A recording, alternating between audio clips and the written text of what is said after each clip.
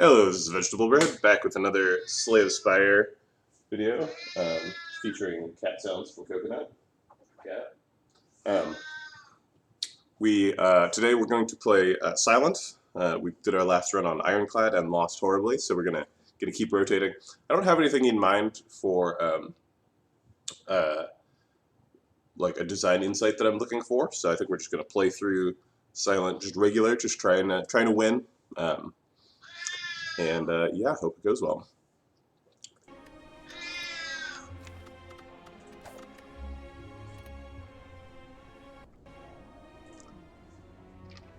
Alright, we can have a colorless card, 100 gold, a rare colorless card, or a random boss relic. I do like changing out for boss relic on Silent. It's not as good as it is on Watcher, but Ring of the Snake is not particularly useful, particularly early. Later on, having a good turn 1 is really critical for setting up for the rest of the fight, and trying to mitigate the amount of damage you're taking on later turns once monsters have scaled up. But early on, you're going to find a reasonable way to spend 3 mana, even if you don't draw 2 extra cards. Sometimes a fight will go on for an extra turn or something, but the boss relics are way better than that in Act 1, because they'll give you an extra energy or something crazy like that. Although sometimes it's Pandora's Box and it kills you, but Slay the Spire. So let's do a little spreadsheet here and try and figure out how good a colorless card is. Excuse me.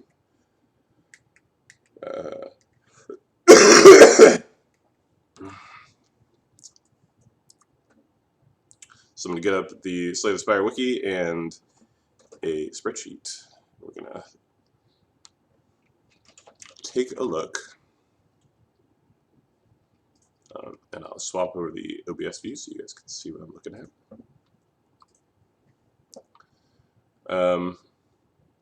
So we're looking at colorless cards in the context of a new Silent deck.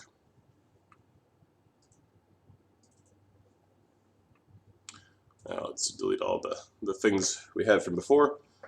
Same system, we're going to do 0 through 5, but we're actually going to do 2 columns this time. We're going to copy the ratings over if they are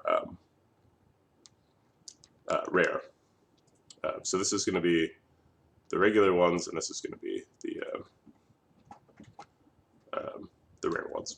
Okay. Bandage up is first. Healing for 4 is pretty good for Watcher. Watcher tends to have some problems taking chip damage in fights and being unable to heal it. I would expect if you take Bandage up, you on average get an extra 2 card upgrades over the course of the run, and maybe don't die in some situations when you otherwise would. Pretty good. I'll say that's a 4-star card. Blind. Applying too weak. Applying weak is pretty good. It blocks. It's not actually very good in Act 1, though, because it's bad against 2 of the elite fights, which is when you need it the most, because it's bad against Gremlin Knob and it's bad against Sentries. Although, there is one turn when it's good against Gremlin Knob, and it's possible that, as Silent in particular, taking the artifact charges off the Sentries is valuable because of poison considerations. Excuse me.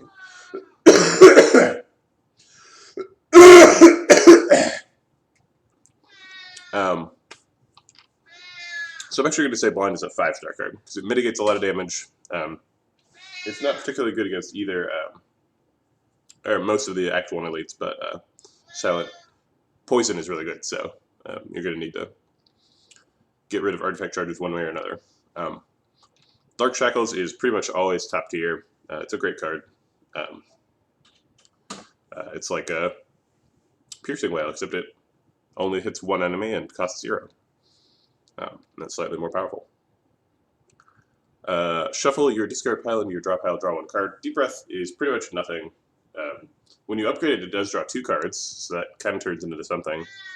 But you're pretty much just giving up your Meow bonus for nothing.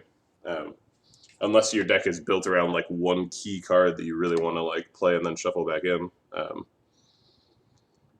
But in most contexts, Deep Breath is pretty horrible, so I'm going to give it a 1.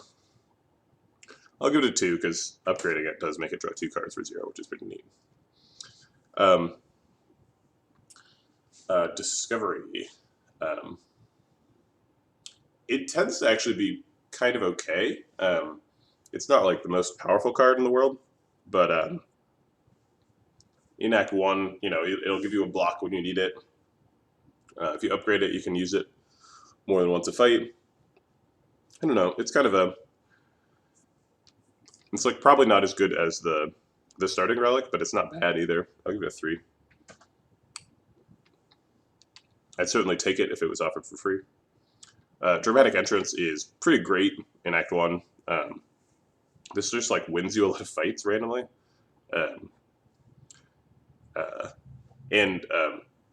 If we're not giving away our starting relic, sometimes Silent does have trouble spending all of, or trouble with a hand that costs too much on turn 1, so Dramatic Entrance, it's nice that it costs 0. I'll give that a 4. Enlightenment usually is quite a bad card, but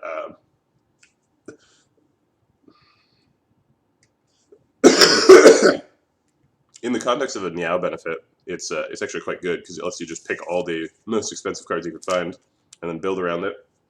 It's still not great, but I'll give it a 4. The only reason it's not great is because there aren't a ton of really expensive, really good Silent cards. Most of them are pretty cheap. The only really expensive ones are like Nightmare and stuff. Finesse doesn't do much, but it does it pretty well. It scales with decks and blocks and draws. It's bad against like the Heart and Time Lord, which we're pretty likely to face. So I don't really want it in the deck, but it does help out in hallway fights and Act 1 and 2 in particular. So I'll give it a 3. Pretty much the same evaluation for Flash of Steel. Flash of Steel is maybe slightly better because it triggers Kunai and Shuriken, and the fan one. So I'll give Flash of Steel a 4. Forethought's pretty garbage. It again scales with really expensive stuff. So if we find a Nightmare, Forethought is really good on it. In particular, for Silent with Nightmare, Forethought is interesting because you can like put Nightmare and the card that you want to Nightmare together on the bottom of your deck, and then make sure that you draw them in the same hand. That's a lot of setup, though. Another use is if you get the card that makes you intangible, the Wreath thing. You can put those on the bottom of your deck instead of needing to upgrade them. So that's neat, but that's pretty fringe usage. This is a 1-star card. That's pretty bad. Good Instincts is just another defend, except it's free. I don't know. It's fine. It like helps you win in hallway fights in Act 1. I'll give it a 2. Impatience is kind of interesting. You have to build around it, but this is Meow, so this is the time to get a build around. But then it draws a lot of cards and it's free, so I'll go to 4. Jack of all trades tends to be pretty bad. It does cost 0, so that's something. But then getting other random colorless cards, like you are a random colorless card. Why would I want other random colorless cards? So I'm actually just gonna not enter Jack of Trades, and if we get Jack of Trades, it's just like whatever the rest of the list says. That's what Jack of Trades is. Madness is not great. It has kind of the same it like combos with expensive stuff situation. So I'll give it a 1 because it doesn't combo with anything immediately. It's kind of hard to set up, and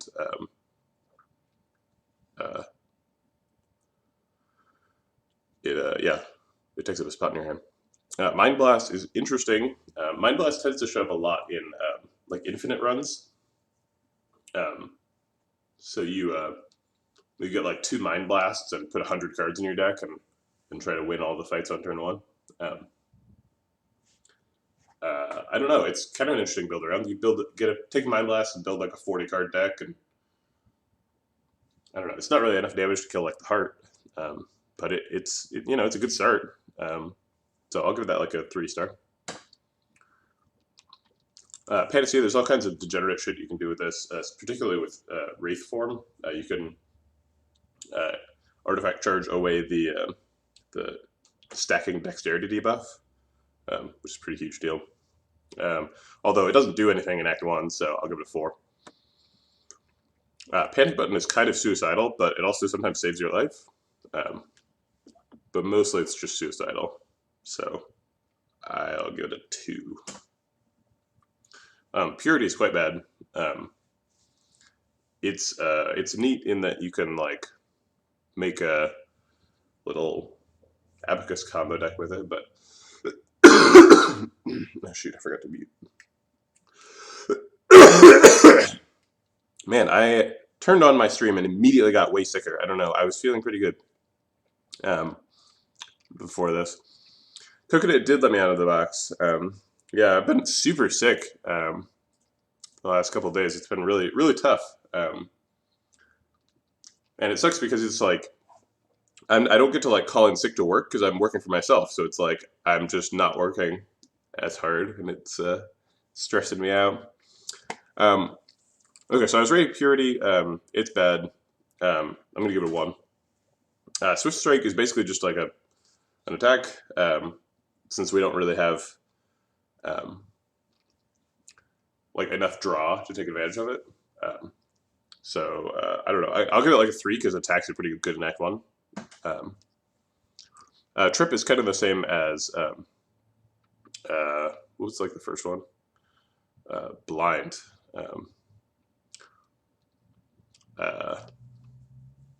But like slightly worse. So I'll go to 4 because removing artifact charges is really good. So yeah, Apotheosis.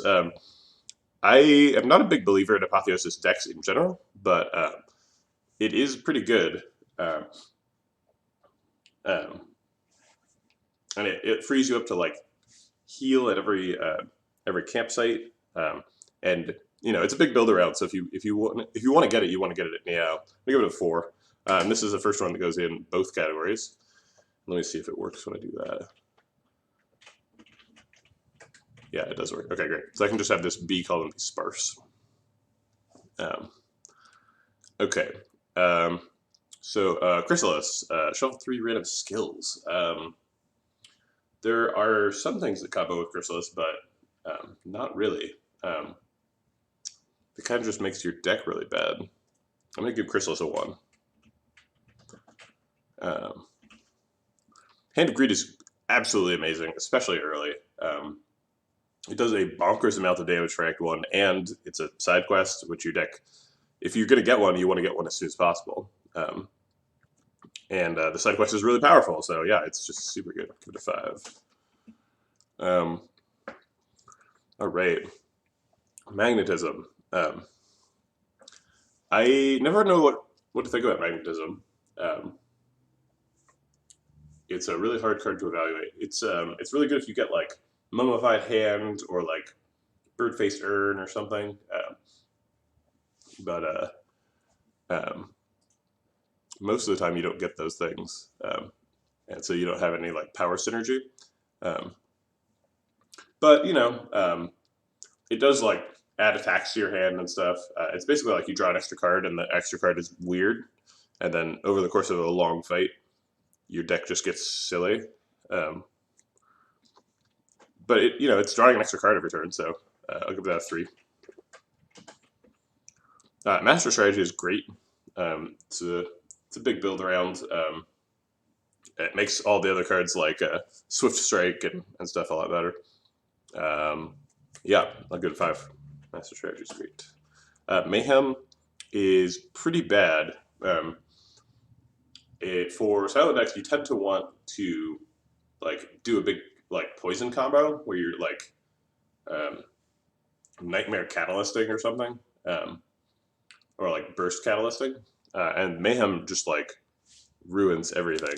So I'm gonna give Mayhem 1 star. Metamorphosis is slightly better than Chrysalis, but not by a ton.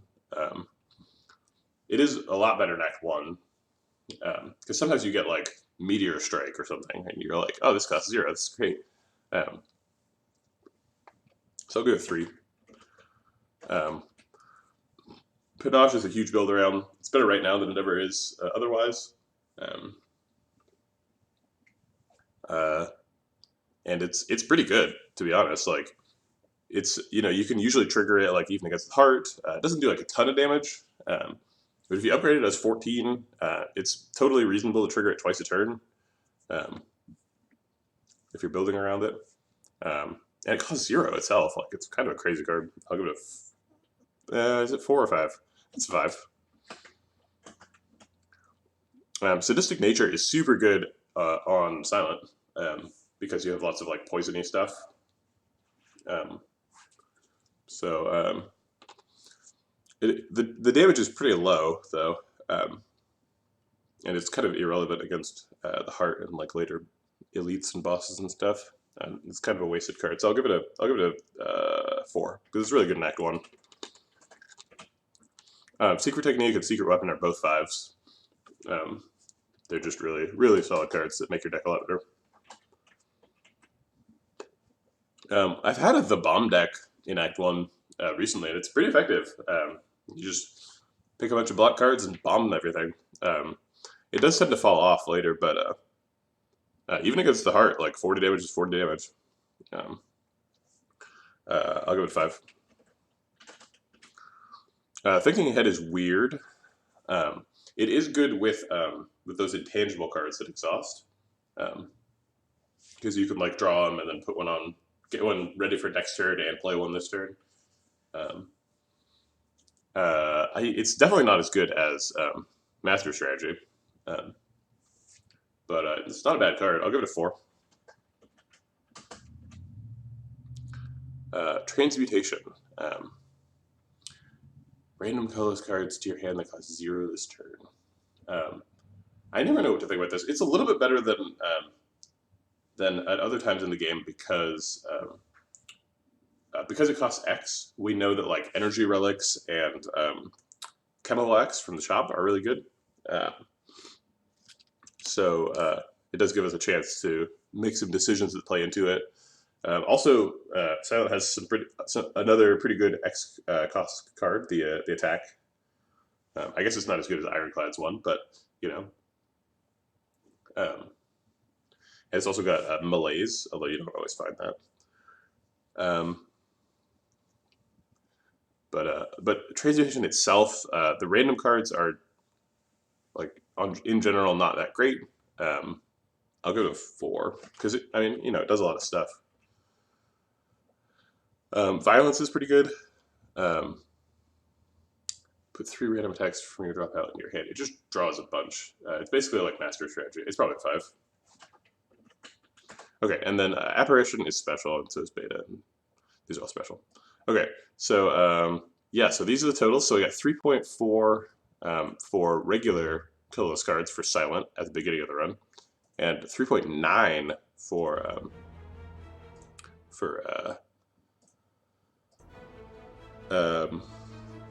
rare ones. Taking 15 damage is a pretty big deal, though. But if we're imagining like being able to choose and getting like Panache or something, is that worth 15 damage? Yep, Violence is pretty good. It's true. It's this is video games, right? Like, I have this constant like inner struggle with myself where it's like, I don't really want to be promoting violence, but like almost all video games are inherently like super violent, and it's like, is there like a moral problem with like the industry, or like I don't really understand why games are so frequently violent, but it seems like it's the way it has to be. And if you look at sort of non-video game strategy games, they're still mostly violent, right? Like there's mostly like you move your armies here, and then you kill their armies, right? Like, for whatever reason, like, violence is sort of an inherent part of strategy. But I have yet to figure out why that's necessary. Like, why can't you make a really, like, tactically interesting farming game? Oh, sorry, yeah, that's true. Yeah, this is an old shirt from when Facebook was cool, but they are cool no longer, I understand. Okay, so that was a really long-winded way of evaluating how good Choose a Colorless card is. Obtain 100 gold is also pretty good. We do have an early shop. We end up a little bit underpowered at this elite fight if we do that, because there's only 2. However, it is a 3 elite path with 2 fires, which is pretty good. And it's the only 3 elite path that's available. The other paths are 2, unless we're going to take the mega elite.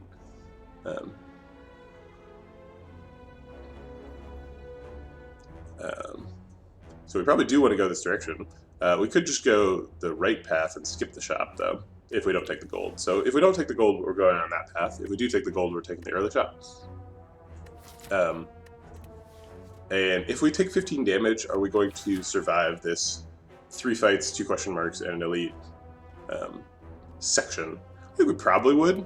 It's a bit greedy. But the delta between regular colorless card, which is like 3.5, and rare colorless card, which is 3.9, is like not super great. Choosing does increase the value significantly. But even the worst ones are just like useless. They're not like, they don't like hurt you.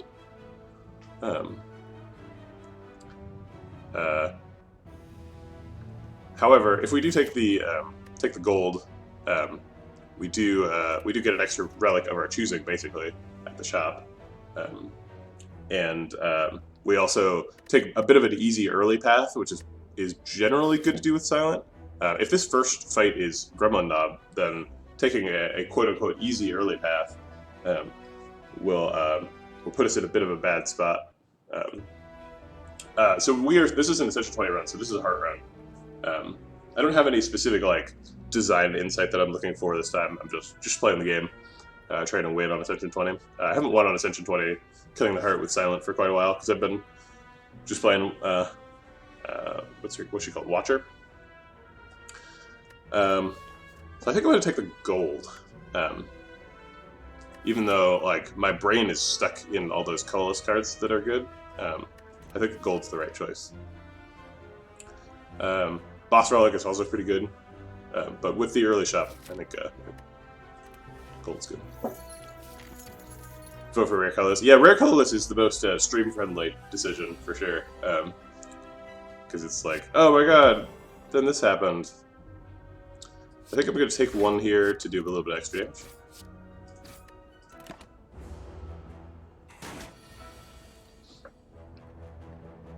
I'm definitely going to use at least 1 defend and 1 attack. We can either take 2 or do 6. I think it's important we do 6.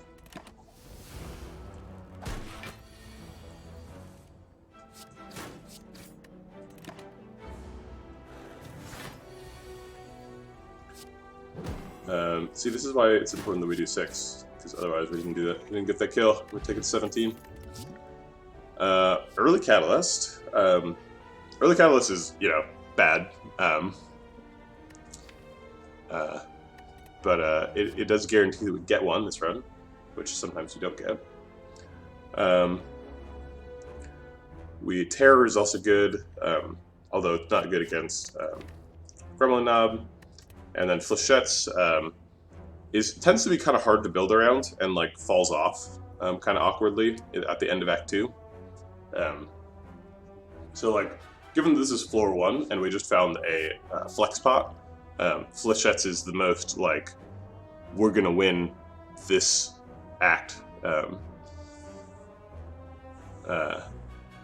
Yeah, I mean, I think, yeah, I honestly think like a floor 1 Catalyst is is probably the correct choice most of the time with Silent, because you just like you 100% want to build poison pretty much with Silent. It's like almost every time the right way to go. It is a curse in Act 1, but you can usually survive it. And I think that's what I'm going to do. So Terror is good. Terror is super good. It's not good against any or most of the elites. Obviously, it's good against Lagavulin, but it's bad against Gremlin Knob and Sentries. So Flechettes is the like, oh my god, emergency button. I need to win Act 1 pick. But I don't think that's the situation we're in. And since we're going to the shop, we'll probably see at least a potion card, or a poison card. So I think we're going to pick Catalyst. Okay. Well, we're immediately able to get rid of this regret, so I think we're going to take a relic. This is super greedy, though. Ah, Toy Ornithopter, not good enough. Wasn't worth it. Okay, we could take membership card, and then card remove would cost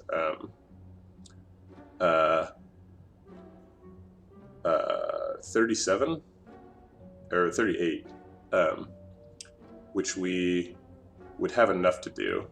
Membership card is really good if it's like the first thing you buy in the run. But is it better than Oddly Smoothstone? I mean, so I can't Oddly Smoothstone and card remove, and that curse is pretty bad, so I think it's in my best interest to card remove that. There's no poison stuff, unless you count Bane, but there's nothing that gives poison here. There is a Ghost Potion if we were like really afraid, but we're not that afraid. So I think we're going to buy membership card and card remove. If I can't afford this card remove, I'm going to restart the fight. Yeah, okay.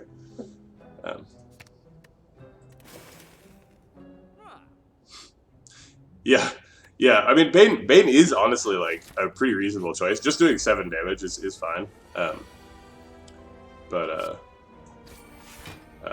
You know. So we're gonna exhaust Catalyst here. Get rid of that. Ooh, doesn't matter.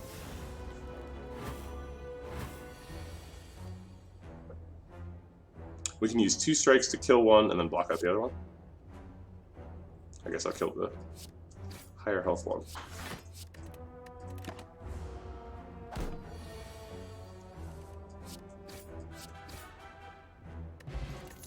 Okay, probably want backstab.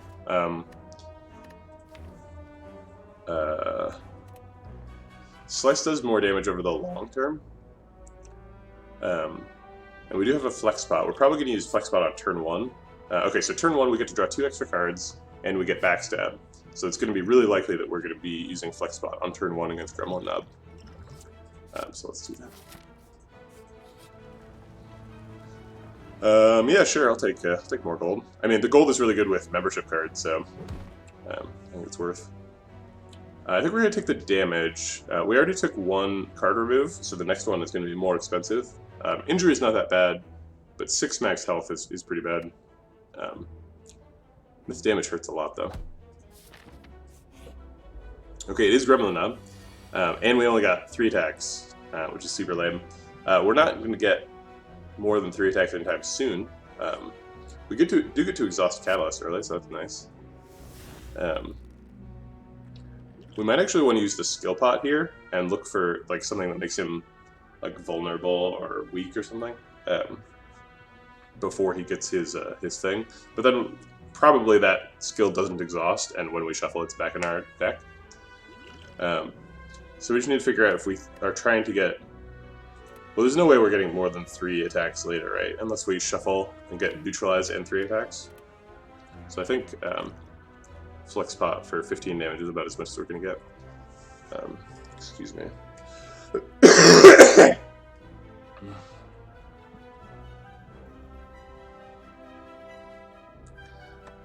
Yeah. No, I don't think I'm going to use it. That would be funny, though. Alright.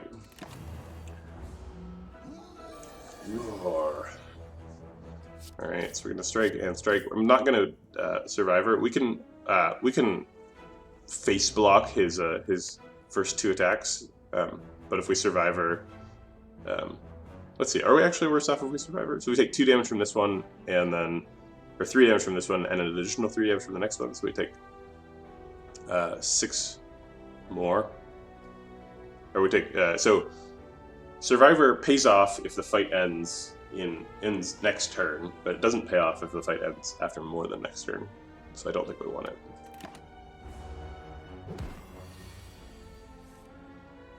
Alright, we're in trouble here.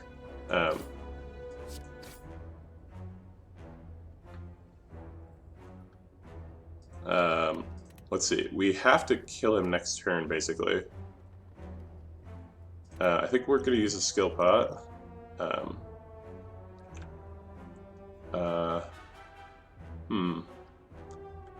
3 shivs. If we get 3 shivs, we're doing 12 damage. 12 plus... he's so hard. So 12 damage plus, if we get 3 strikes next turn, is lethal. If we cloak a dagger, we block a little bit, but I think we also die. So if we start with steel, do we actually just die to him right now? So he does 3 extra damage, which puts him up to 27, and then he does an extra 2 because we're vulnerable, so he does 29. It's possible that he kills us based on the rounding. There's no way to know, though, other than just memorizing how much damage he does base.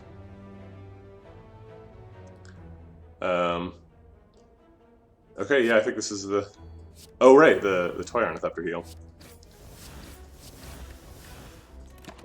Okay, and then we gotta hope we draw 3 strikes this turn. Did do it. Wow. Brutal. Nom nom nom. Yeah, I guess it was a little greedy to take the whatchamacallit, golden statue. But I think it was correct. Because I had that membership card, I really needed that to pay off. Silent is tough. That was a short run, so we're going to do defects.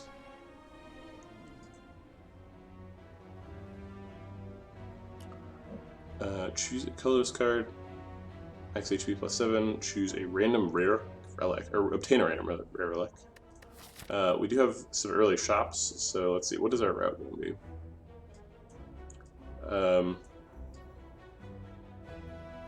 So there's a 3 elite path right here. Oh yeah, and then that's the 3rd elite is kind of optional. You can fire out of it if it's too scary, and it's got a shop before it. So I think I like taking a curse for a rare relic because we have an early shop. What was the clumsy? That's not even. It's fine. It's like the best curse.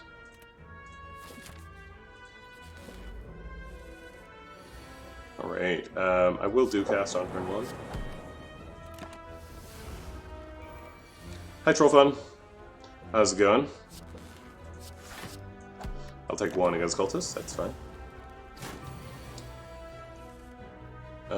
Let's see, can we kill him this turn? Probably.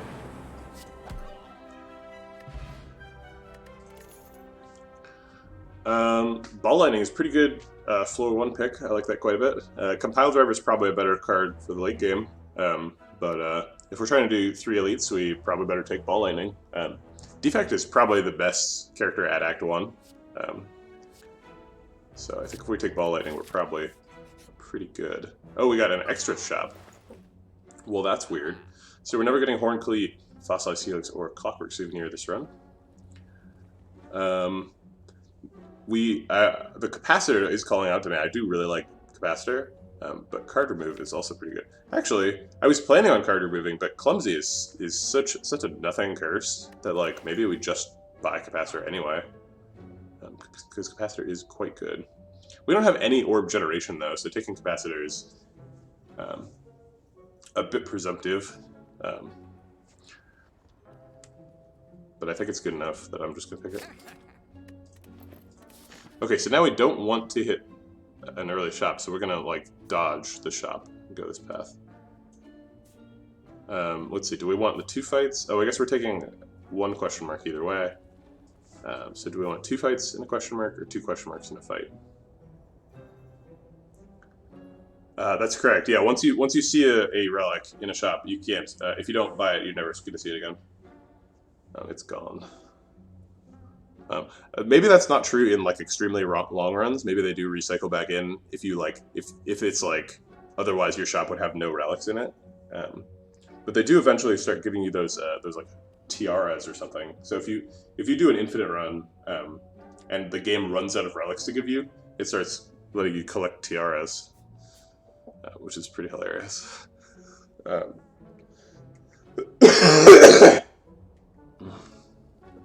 Okay, I think we're gonna take the 2 fights. We wanna get some card rewards. I hate this fight. They do so much damage on turn 1. Oh, now they're doing less damage. Great. Thanks, RNGesus. So we're gonna ball lightning and we're gonna defend. Strike does more damage, or Zap does more damage than Strike as long as this fight lasts at least 2 turns, and it's definitely not ending this turn, so there's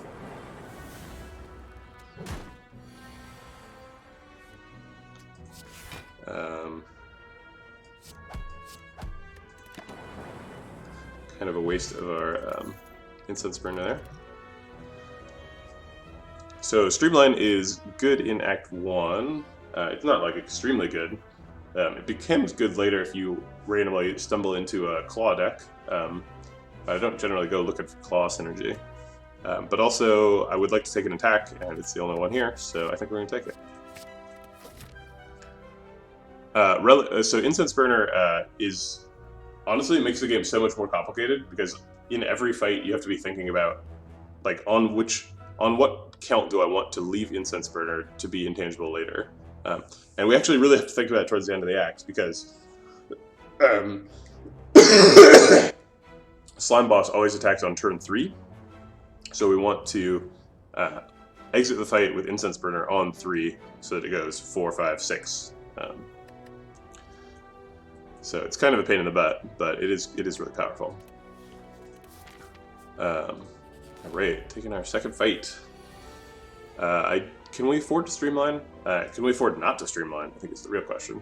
So we're either taking 0 and not developing streamline, or we are playing streamline and taking 7. Either way, we're doing 3. I suppose we could also duplication pot to block for 5, but I don't think that's reasonable. Our next fight is probably an elite, so ideally we want to leave Incense Burner on 4 charges because we can manipulate Lagavulin so that he attacks on turn 2, or Gremlin Knob always attacks for a bunch, or he only attacks for 8 on turn 2, but it's still worth being intangible. I guess it's better for it to be on 3 against Gremlin Knob, but the Sentries is the real one. Because they always attack for 20 on turn 2. So I guess either 3 or 4 is reasonable to leave Incense Burner on. So so we're either trying to kill him in 2 to 3 turns, or we're trying to survive for 9 to 10 turns. And I think surviving for 9 to 10 turns is unreasonable. So I'm going to go for the fast route and try and streamline him down right now. And take 7.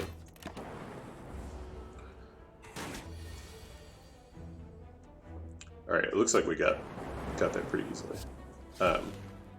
So we could kill him right now, but we don't want to. We want to leave Incense Burner on either 3 or 4, like I just talked about. So I'm going to just develop Capacitor.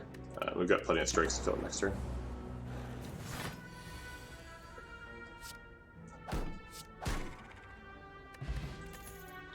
Okay, Blizzard, I really like building around Blizzard.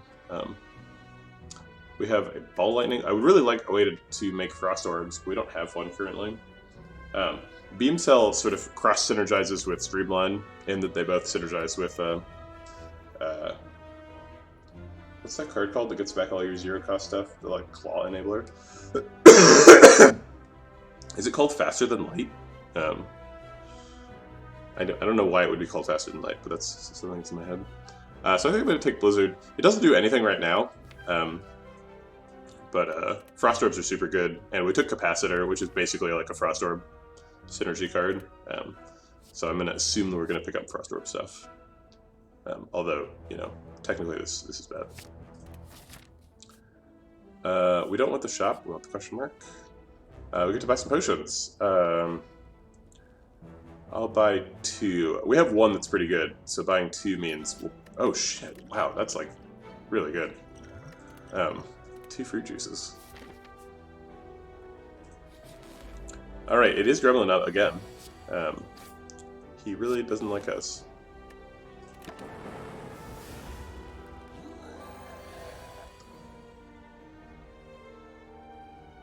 Oh, you're right, yeah. No, yeah, you're right.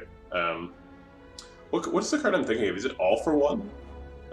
Is that the name of that card? It's a weird card either way. I could Duplication Pot dual cast here, but then he gains 6 strength, and that seems bad. Yeah, All for One I think is right. And he would take 1632. No, it's not worth it. Blizzard for 0. Ha! We're intangible. Take that.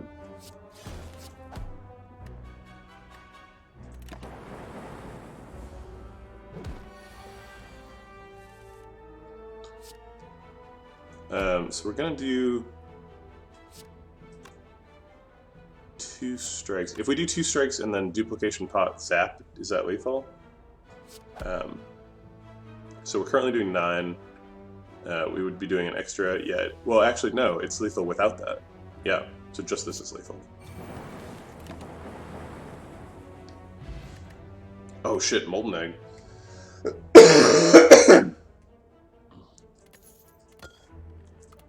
I'll drink the fruit juice. Free up a spot. Okay, so now all of our attacks are upgraded, which is crazy. I want to take that Ball Lightning Plus, but I think I need to take Sweeping Beam. The next elite fight is 50-50 to be sentries, so Sweeping Beam is quite good at that. And then we're almost done with our easy hallway fights, and after those are used up, we can run into Gremlins, where Sweeping Beam is quite good. So I'll take that. And then I think we can Smith here. Probably want to do Streamline, because it gets the biggest damage upgrade. We will want a Blizzard upgrade eventually, but currently that doesn't do anything, so it's not worth anything.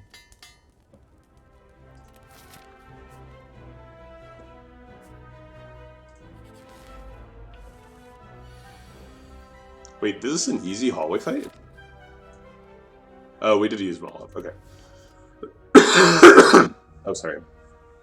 Let's Sleepy Beam and see if we can find some block. We did. We could Duplication Pot to block for 5. Generally, I think Duplication Pot's a little better than that. So I'll just take it.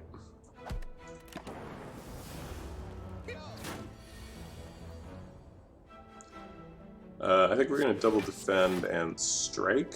We kind of want to leave that lightning orb there because this is looking like a bit of a long fight.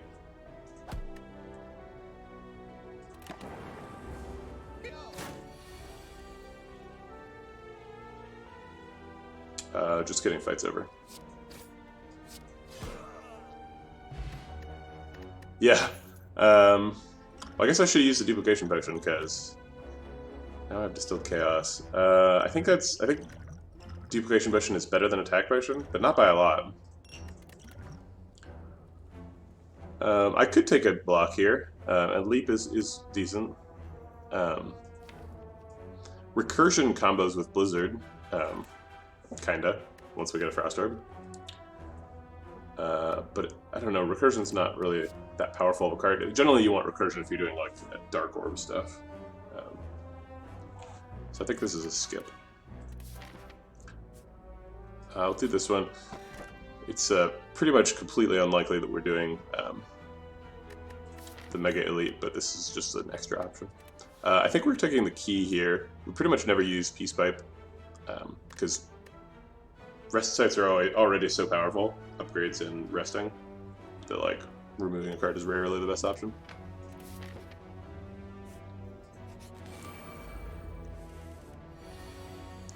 Let's see, so good chance if we dual cast we can kill one of them. I didn't think that out correctly. I'm gonna restart the fight.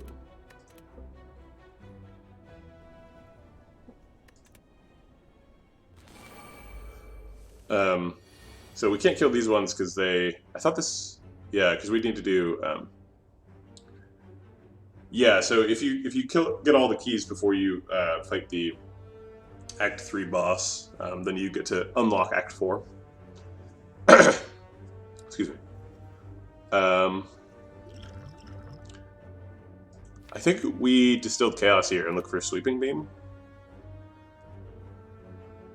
Yeah, actually, let's do that dual cast again, and then we distilled Chaos, and if we get Sweeping Beam, it kills 2 of them. What? Why does that card happen so fast? So it played Zap and Ball Lightning. Wait, what?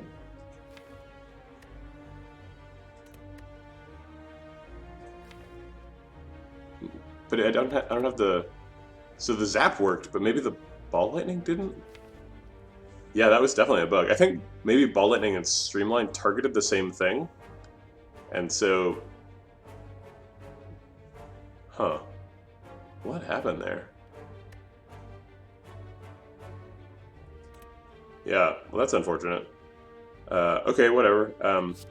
We're gonna block and kill this one.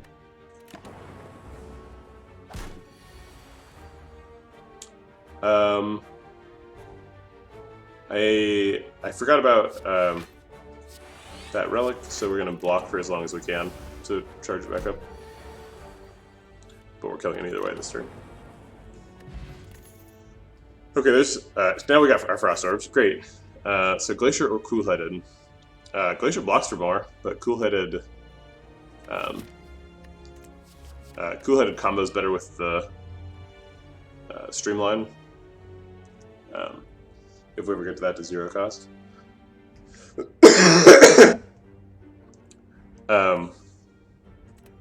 But Glacier generates more Frost Orbs, and we need more Frost Orbs for Blizzard. So I think we're taking Glacier. Glacier is expensive, that's true. Do we need a hallway fight here, or question mark? I think we're going to take a hallway fight just because our incense burner is really out of sync. We want to get that thing on 4. Uh-oh, this is a tough one. But we got a Sweeping Beam. We don't want a Sweeping Beam unless it's going to actually help us block this turn. We can Sweeping Beam and then strike the fat one, and then strike the sneaky one. And then we take 7, which is not too bad. Alright, so let's Sweeping and see what we get. Okay, yeah, I think that's still the best plan.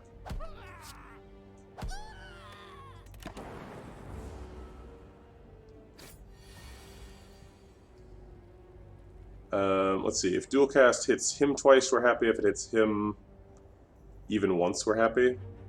So I think we're dual casting. Great. And then hopefully we get 2 strikes. That'll work.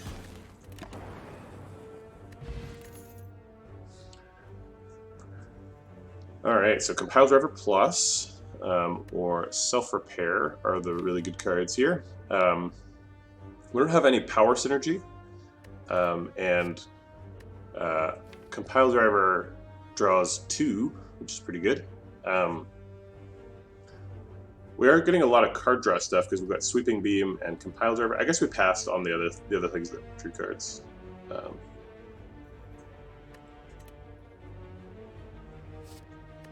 And Self-Repair is quite good, but I don't think Self-Repair is good for the upcoming hallway fight. I think I want Compile Driver for that.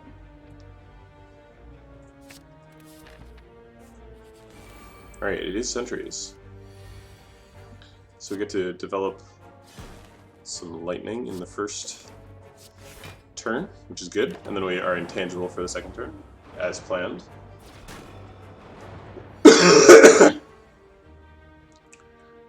Alright, so we get to Capacitor and Sweeping Beam and Compiler. Probably this turn. Let's Sweeping Beam first and see what we find.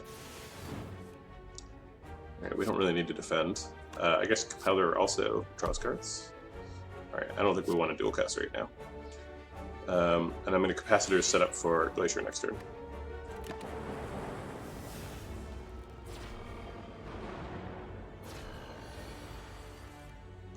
Right, we found Glacier. So we can Glacier and then Blizzard to kill this one. And block out.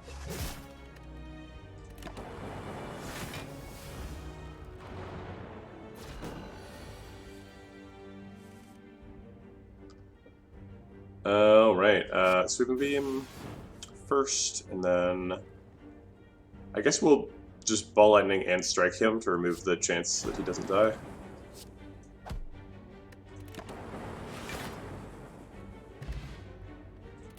Old coin. We've got a lot of money now. Okay, so Storm. So we do have some power synergy now, so it seems like it would have been good if we had picked that self-repair, which is unfortunate. But the, you know what, we really didn't need Compile Driver to win that fight. Maybe we could have done the self-repair. But I don't think I'm picking Storm with the current powers that I have. I just have Capacitor. If I had, like, Creative AI or something, I'd pick Storm, but I don't. Hey, they use the retain keyword on this now.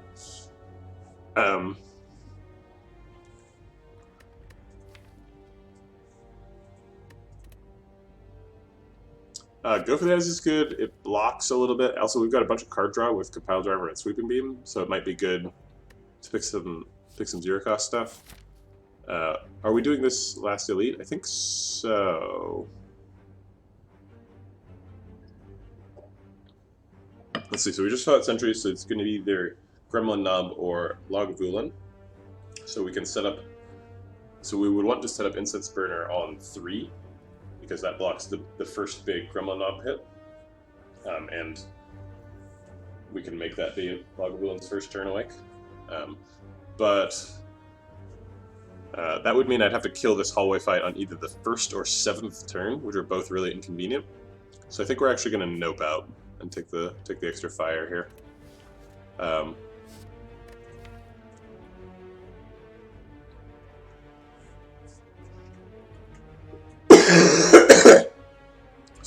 Sorry for all the coughing. There we go. Accidentally muted my sound.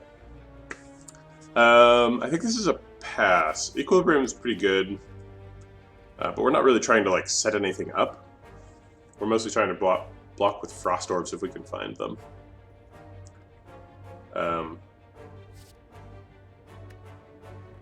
And Go for the Eyes is not very good against Slime Boss.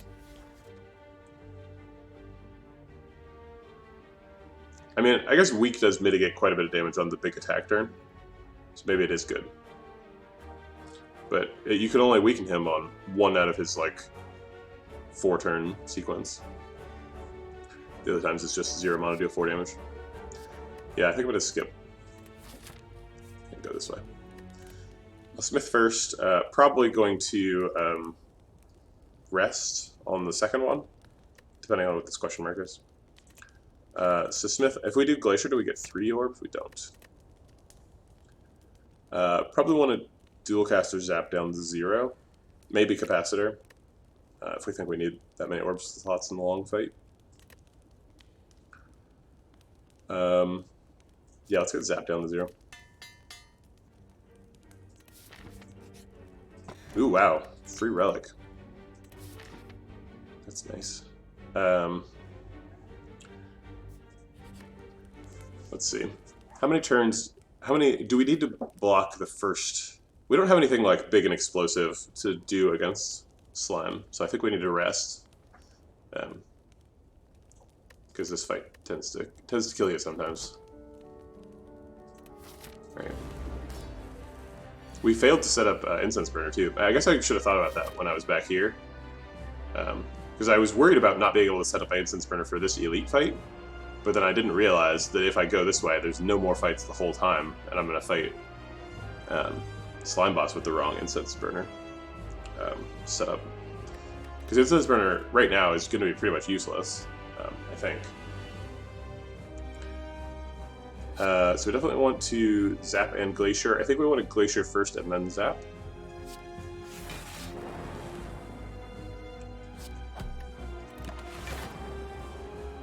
So that we can get on-demand block later if we need it.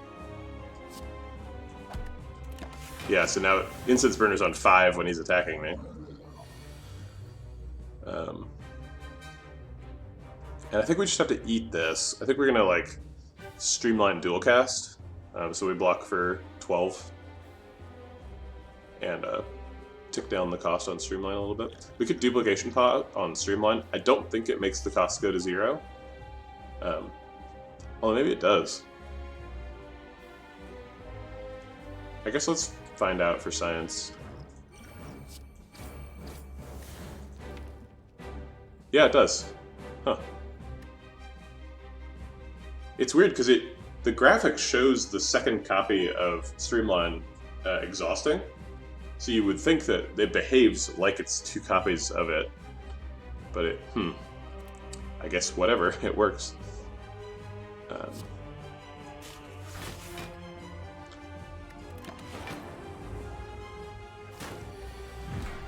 Aha, now we're intangible. Wait. So now we can compile driver. Okay, so if we're compile drivering, we're breaking him this turn. It looks like we're breaking him this turn because we've just got a bunch of damage. So let's do that.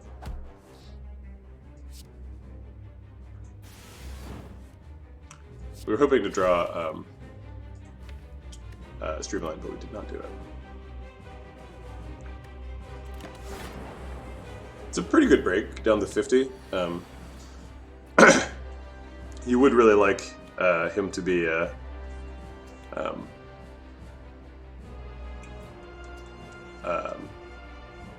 yeah, I wish that I could have set up intangible at all this fight, but so if I zap, I block for 5.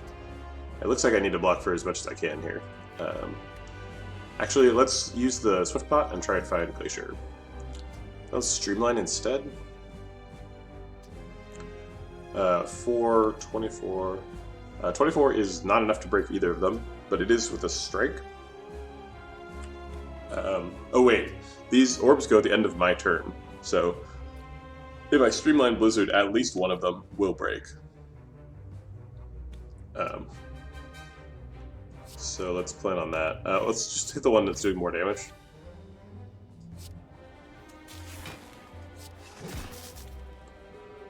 And I could just break both. Or no, I can't. I could guarantee that he breaks more. I guess it's kind of academic. I'm just going to manually break him because it's better.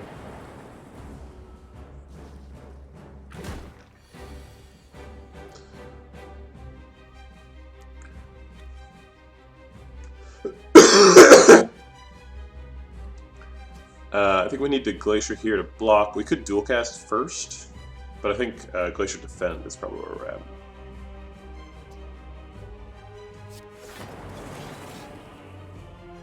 We could Strike. Strike actually blocks for more than Defend does right now. But then we end up with 4 slimes hitting us next turn.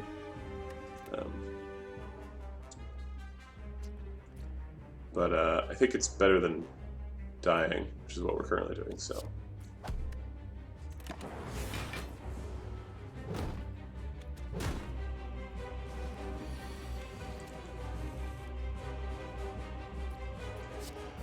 Okay. I guess we're playing all the cards. I'll set this guy up to die to 2 attacks.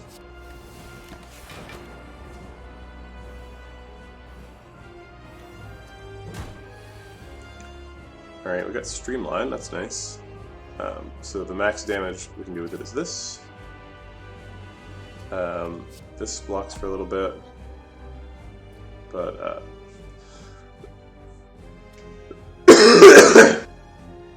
not enough, man.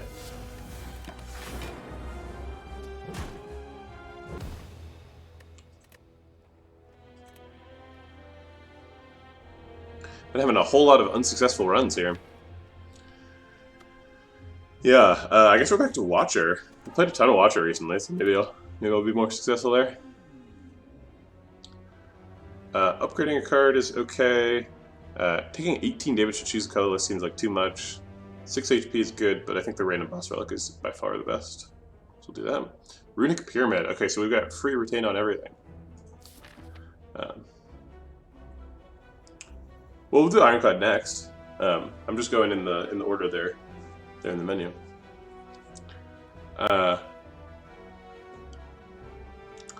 Okay, let's see. A lot of early fights here. The only way to not fight 3 hallway fights before an elite is to fight the Mega Elite first, which seems like a potentially bad idea. This is just a super hard Act 1. Gee. I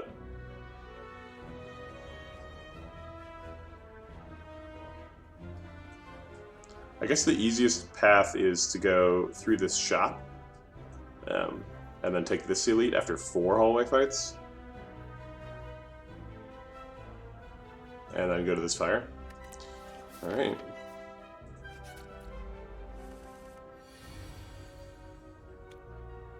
Yeah, right. Yeah, this has been spectacularly lethal today. Taking a bunch of damage here too. One of the hardest Act 1 fights. Let's see, we can Eruption. If we Eruption and double strike on the back slime, we kill him. We don't have enough damage to kill both.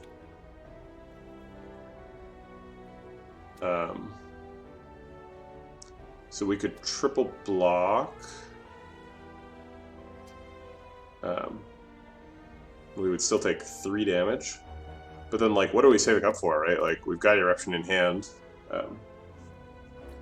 But I guess if I do Eruption and kill the back one, I take 12, which is quite a bit more than 3. So I'll try to just take 3. Okay, finally they're not all attacking.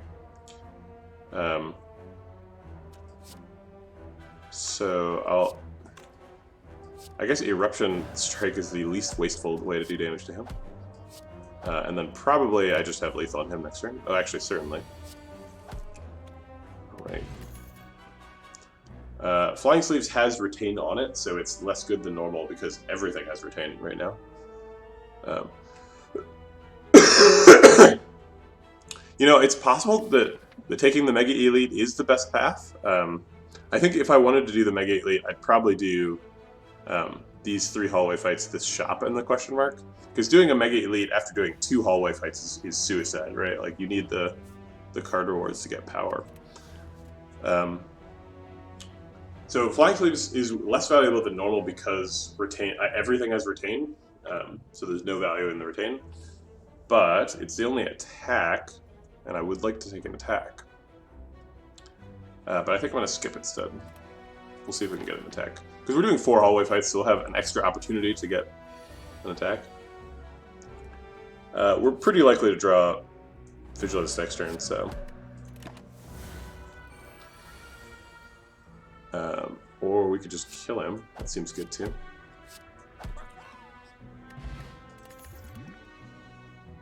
Signature move is basically never playable with Runic Pyramid, so that's unfortunate. Follow-up is almost required here, because we need to pick an attack, and follow-up costs 0, and we definitely have mana problems with Runic Pyramid right after that, so we're picking follow-up. Alright. I guess I'll play follow-up now. It's not like we have Ice Cream or anything. Let's see, 7 damage leaves him at 8 or him at 11. I guess I'll leave him at 11.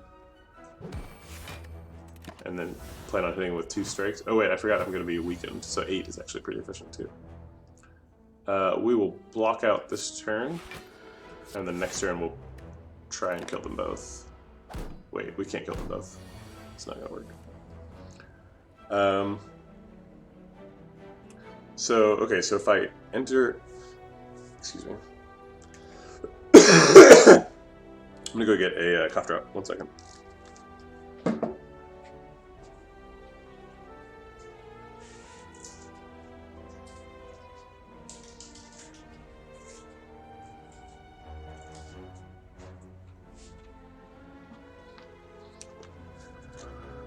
Okay, so if we enter Eruption here, then these do double damage, meaning they do 12, but then I'm weak, so they do 8. Yeah, I would get extra mana. So I could Eruption, Strike, and then Vigilance again, which seems like it blocks out. Unfortunately, doing 8 damage. I wish I had hit this one, because then 8 damage would be lethal, but it didn't, so... Oh, it does 9 damage. Wait, 25% of 12 is 3, which I just 9. Okay. And then we're going to go back into Vigilance to block.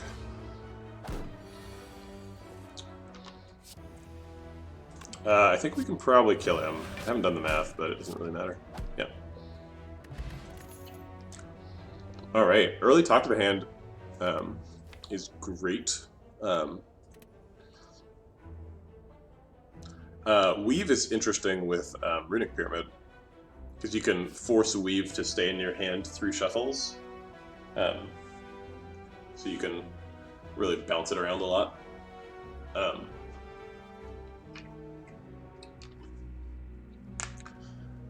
Cut Through Fate is definitely not very good in this run, because we have hand size problems. What is in Discord? Oh, I forgot to press enter on the message. Womp womp. Yeah, that's fair. I don't like wearing pants though. I'm going to take Talk to the Hand. It's so good,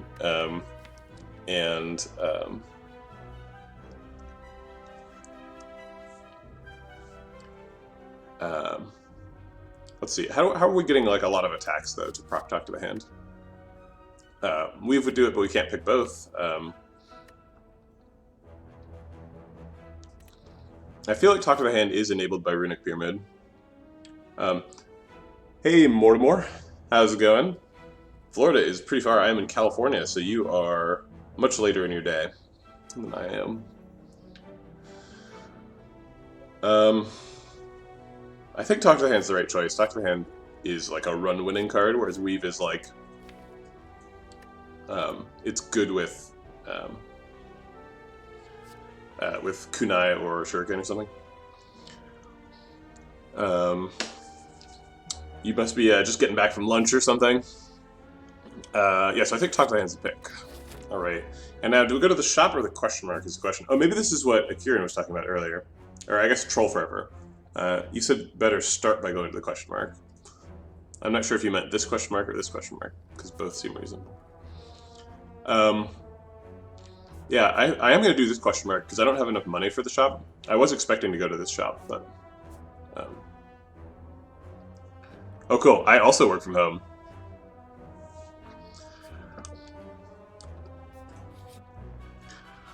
Okay, how many potions? I think we're going to do 2 potions. We had this exact same choice last run, where we had 1 good potion. I guess maybe we'll buy 3 potions, because if we get like a flex pot, it's really good with Artifact.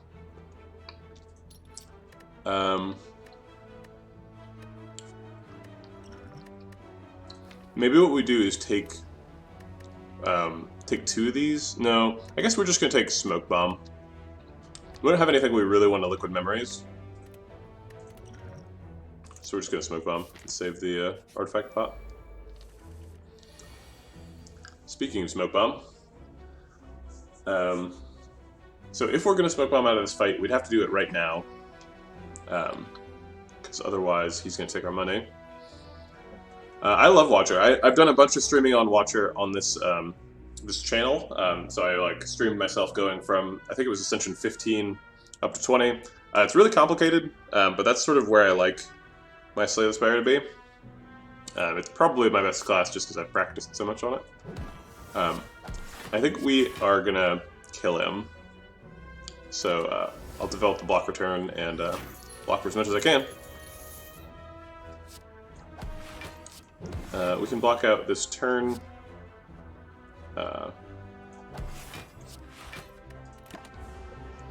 and then probably kill him next turn. So Eruption Strike is lethal here, so let's do that.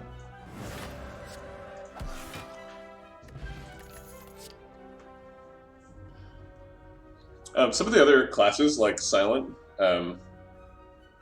tend to have really reductive strategies towards the end game. So if you're trying to do Ascension 20 heart runs, almost all of your Silent runs end up feeling really similar. They all feel like you have to pick poison and like burst and stuff.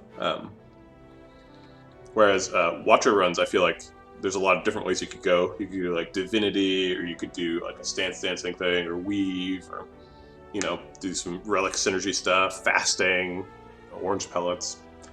So a whole world of stuff you can do. Also, like Defect for 820, I feel like most of my successful Defect runs are based off Biased Cog and some form of artifact, which is kind of disappointing. None of these attack, and I would like an attack, but Third Eye is quite good. Third Eye is better than normal with Runic Pyramid. There's no way to discard with Watcher. So if we get like a wound in our hand, we're like in big trouble.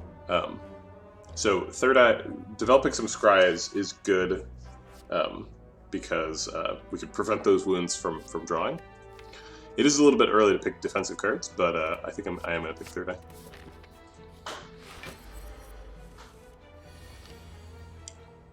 We've got a good chance to develop Talk to the Hand and Vigilance this turn, so I'm going to do that. And then probably next turn we're going to Eruption and follow up and stuff. We can't wait for too long because with Runic Pyramid, our hand would be full, so I think we'd go right now. Although it would be nice to get Vigilance back. I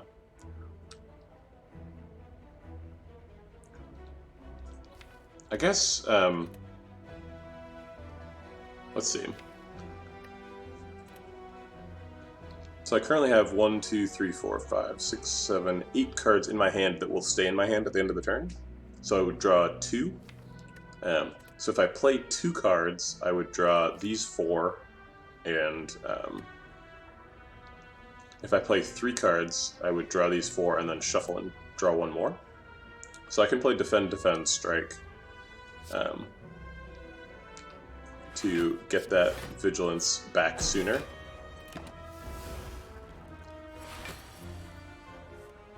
Okay, so I have Vigilance back, so now I can go into Eruption with no fear. And that seems good.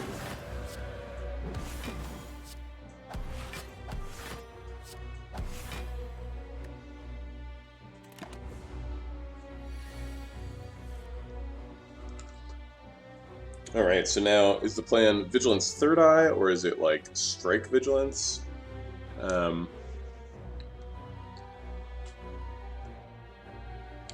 Let's see. So these cards are all good, so Third Eye is not that good right now. So I guess it's either Strike Vigilance or Vigilance Defend. He's hitting for 20, so if I block for 13, I still take 7. Striking also blocks for 2, so I probably shouldn't defend. I think I'm going to Strike Vigilance. Alright, hand size problems begin.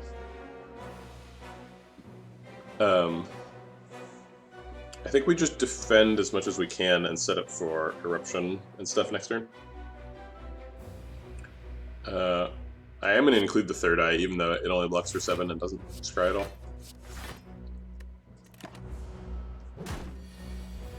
Alright, I am going to use the Artifact Potion. I have 2 potions, and the Smoke Bomb's really good. So just... actually, let me make sure I don't kill him this turn. So if I kill him this turn, I definitely don't want to use Artifact Potion. Alright, I do kill him this turn. You know what, I guess I should have done the math. I didn't realize I had so much damage. No longer being able to become frail is huge, I love that. Wheel Kick is terrible. It's exactly the opposite of what this deck needs. Flurry of Blows is kind of interesting, even just because it costs 0, because I'm having such trouble with hand size. And with Talk to the Hand, Flurry of Blows is quite good. Yeah, sorry, I'm supposed to. That's my brand. I got to do the math. Yeah, so I think I'm going to take Flurry of Blows here. I think it's pretty good. Obviously, Pressure Points is terrible, and Wheel Cook's terrible, so. Alright, so we made it to the fire after the difficult start. Do we need to rest here before we take a second elite? I think not. Obviously, we want to upgrade Talk to the Hand. It's pretty much the linchpin of the deck. This shop is really inconvenient because I was planning on going to this shop, and now I can't do that. Or I don't want to do that. Darn. But we can buy a second Talk to the Hand.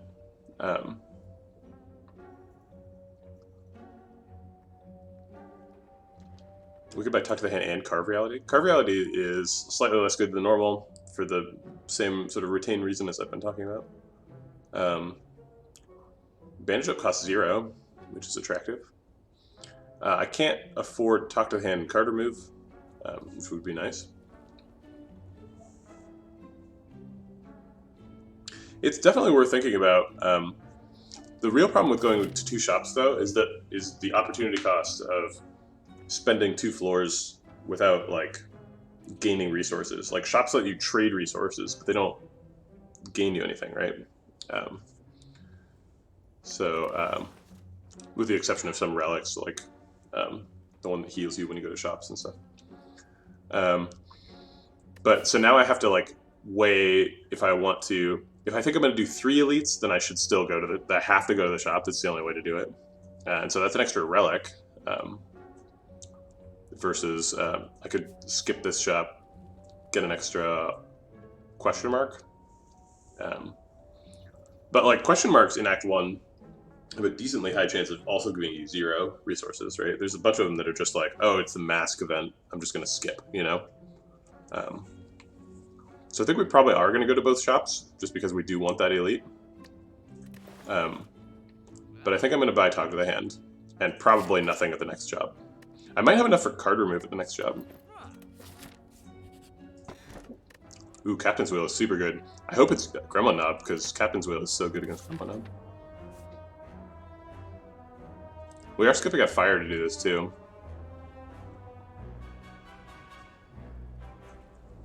We've got 36 health.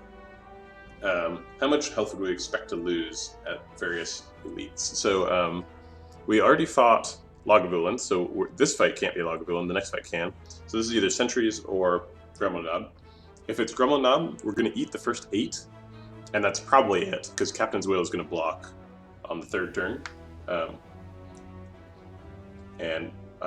would expect to have killed him by the time that wears off. And Sentries, Captain's Wheel is not as good.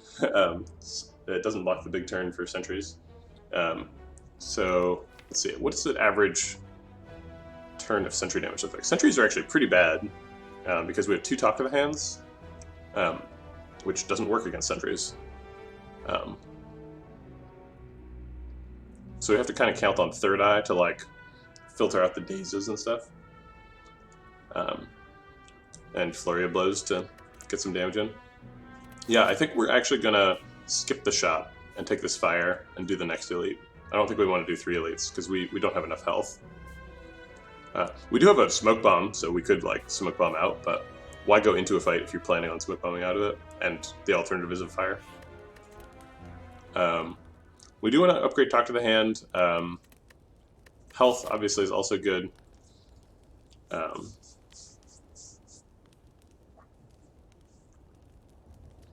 think I'm gonna upgrade Talk to the Hand and see where I'm at after the next couple of floors. It's possible we skip both of these elites.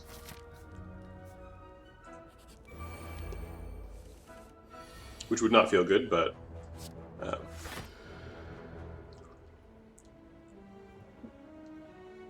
I'm sorry, Troll, I don't understand your question. So are you saying 2 elites? Let's break this guy's shield.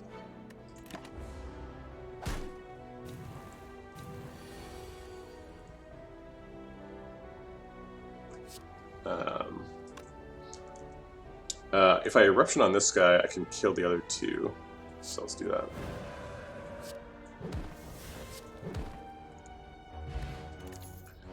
Blessing of the Forge is probably the worst potion. We need things like Sash Whip. Sash Whip is like the reason why we took this elite fight later. Because with Sash Whip we can remove an artifact charge from a sentry, and then get block return on him. Yeah, we need this really badly. Let's take it.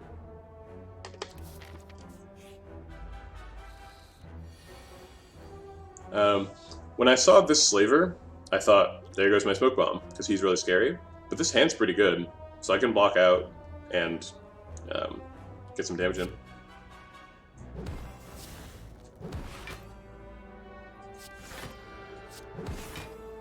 So maybe we're not Smoke Bombing. Who knows?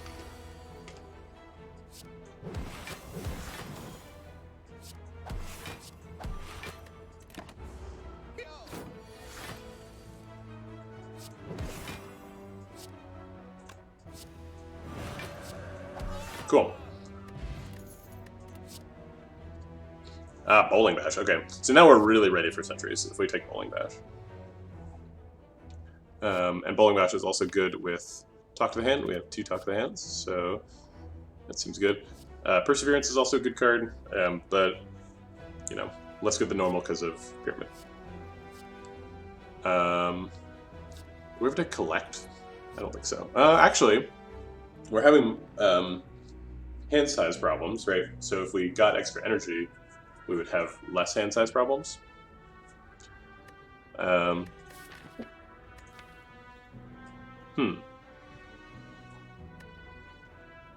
Bowling Bash does tend to fall off later as well. Because, like, you know, versus the Act 4 elites, it's like, it does 22 damage, but you're like, so what by that point?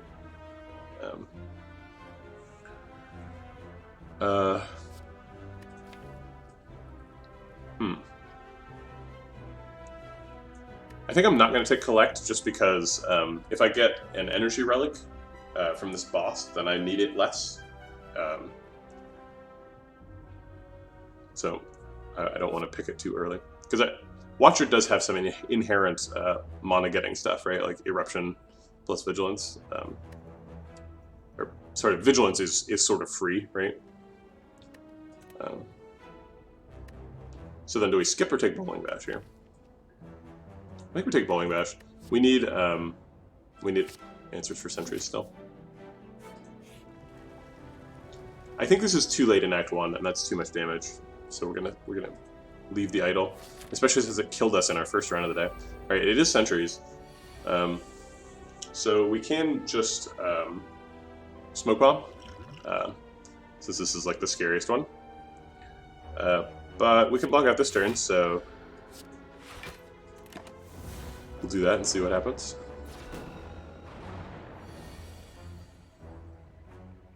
Alright, so we can Flurry of Blows, Sash Whip, Talk to the Hand to develop block return.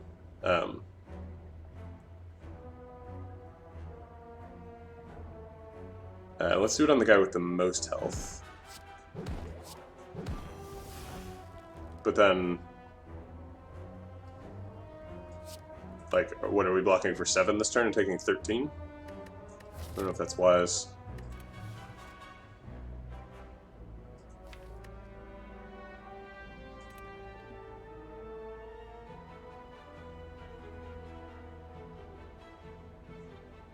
Yeah.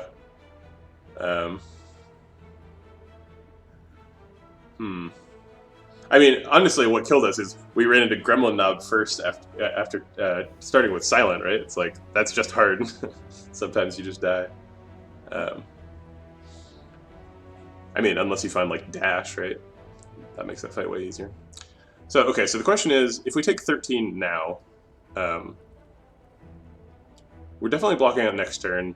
We'll probably have killed him by the time it comes up to his turn to attack again.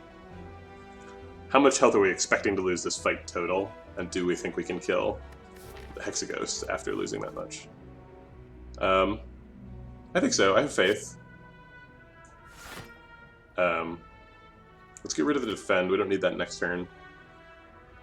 And let's get rid of the Strike, too. Well, no, I'll keep the Strike. Alright, taking 13. Even though I could just dodge it with the smoke bomb. Alright. So if we eruption, we only need 2 more block to block out.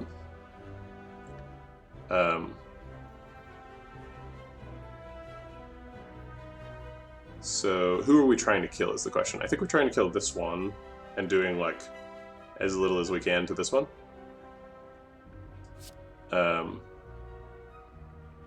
Okay, so if we eruption, we can plan on just taking 2, or we can hit this guy once. I think hitting that guy once is pretty reasonable. We have Bowling Bash up next turn. The problem with hitting him once is it's not very efficient. Oh, I guess I can do 14 with this, and then 12 with a strike to kill him. Yeah, so I think I'm going to take 2, keep this guy alive this turn, and then Bowling Bash next turn. Okay, so how much damage am I doing total? Because I want to kill both of these next turn.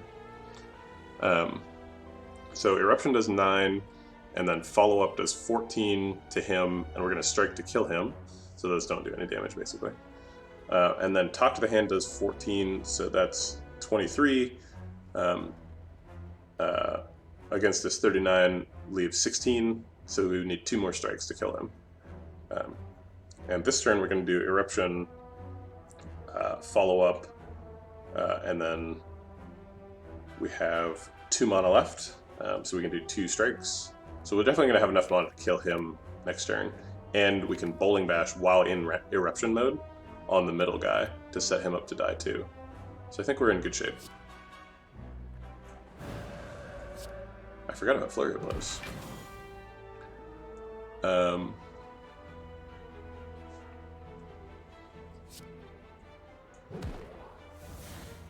So we're gonna Flurry of Blows on him, and then if we redraw Flurry of Blows, we can kill him with it and be perfectly efficient.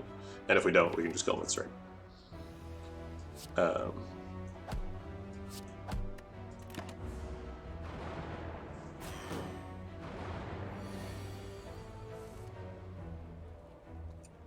Oh, we don't need to do anything like that. We can just Bowling Bash the middle guy and then Strike the outside 2 guys. Cool. Okay. Hey, Pantograph. Wow. Okay. So all the risks paid off. Swift Potion is not very good.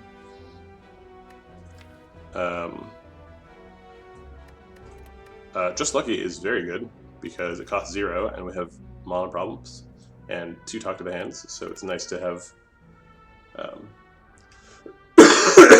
nice to have little attacks. Crush Joints is good for the same reason Sash Whip is good, getting rid of those artifact charges. But I think I'm going to take Just Lucky.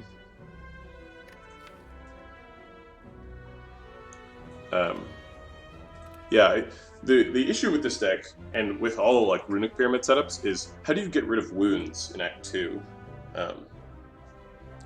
And I don't have an answer for it. So like, if I fight Slavers, there's a good chance that we lose the round. Because Runic Pyramid is difficult. But I will take Just Lucky. Alright, we're gonna Smith here because Pantograph's got our back. Getting 2 weak is pretty good.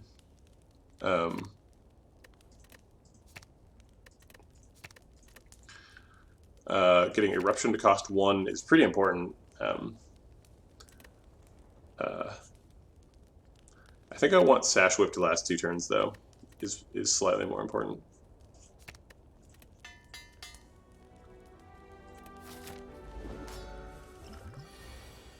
Alright, we get a turn 1 Talk to the Hand, that's nice. I will not use Just Lucky, but I will Vigilance, so we're spending 1. Just Lucky gives block return and block later, and it doesn't cost any hand size or mana, so. And we need all the block we can get, because this turn's kind of nuts. Alright, do we want Eruption next turn? Probably not. He's only attacking for like 6 next turn, but we've already used Vigilance in this shuffle, so.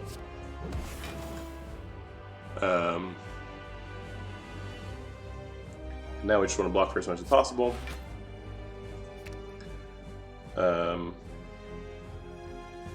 guess I don't want Flurry of Blows or Strike. I'll keep Flurry of Blows actually, just because it costs 0. He's hitting for 30, so I will block for 25. I'll be pretty happy with that. Alright, second talk of the hand is up. And now we can weaken him. And block for an absurd amount on a turn when we don't need it.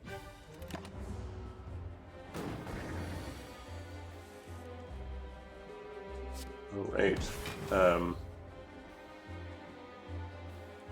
We're just blocking with our attacks this turn, so let's just do that. We don't have hand size problems, so we won't just lucky.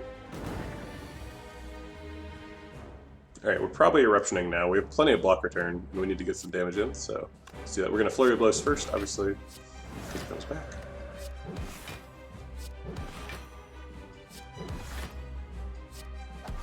Same deal as last turn, 5 cards in hand, so we can keep just lucky.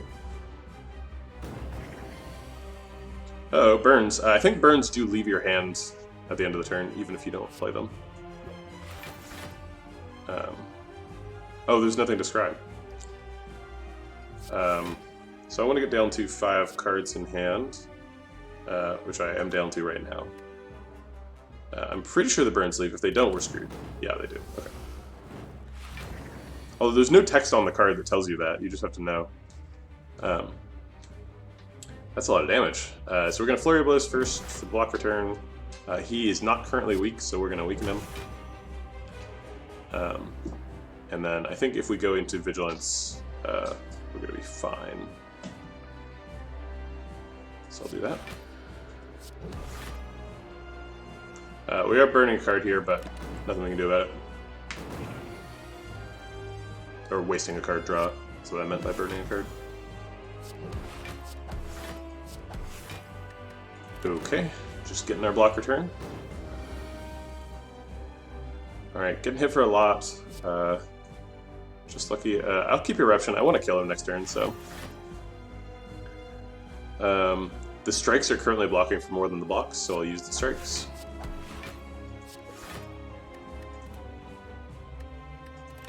Taking a bit of damage, but nothing that can be done about that.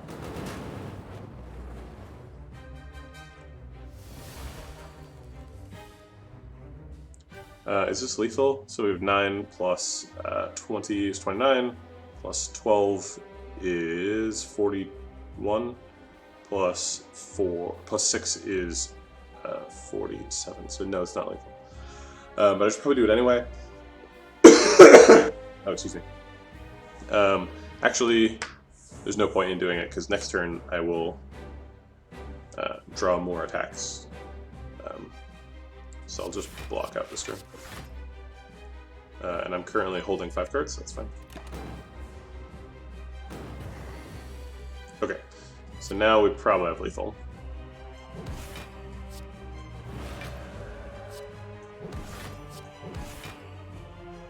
Is it lethal? Let's see. Yeah, definitely. Alright. Vault is great, Omniscience is great, and Conjure Blade's great, so 3 great choices. Gotta choose. I don't have very much mana, so it's tempting to say that Conjure Blade is bad, but Conjure Blade... Okay, so Conjure Blade and Collect is like a little 2-card package that can like kill the heart, which is crazy. And normally the problem with it is that Conjure Blade, you have to play it on the turn you get it. So like, if you get Conjure Blade before Collect, it doesn't work. Or if you, if you've only had 1 miracle built up in hand, then you're kind of screwed. But you don't have that problem with Runic Pyramid because you can just play Conjure Blade whenever you feel like it. Whenever you've got some extra mana. So Conjure Blade is quite good with a Runic Pyramid run. Vault, obviously, super, super good. It's even better when you get to retain it, because then you just get to Vault on whatever turn you feel like. Just be like, oh, this turn's too much damage.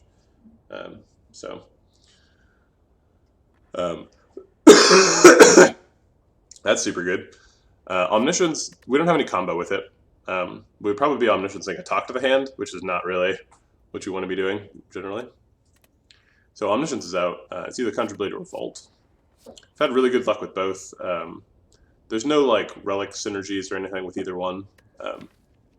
It's really just whatever you feel like. And I think I want... So this is a way to stay alive while we set up for something, and this is something that we set up for. We don't currently have anything that we're setting up for, other than just staying alive so that we can set up to stay alive more. So I think we're going to pick Conjure Blade.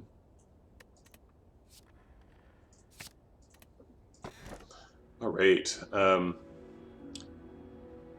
So Pandora's Box is a bit of a death sentence with Runic Pyramid, because you'll get something that's bad, and that thing that's bad will be in your hand forever, and there's nothing you can do about it. So that's kind of a non-starter.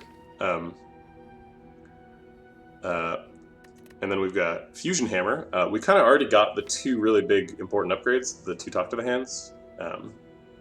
So I think we're probably going to pick Fusion Hammer, because we don't really need any further upgrades. Conjure Blade would be nice, Eruption would be nice, Just Lucky would be nice, but yeah, nothing like super critical.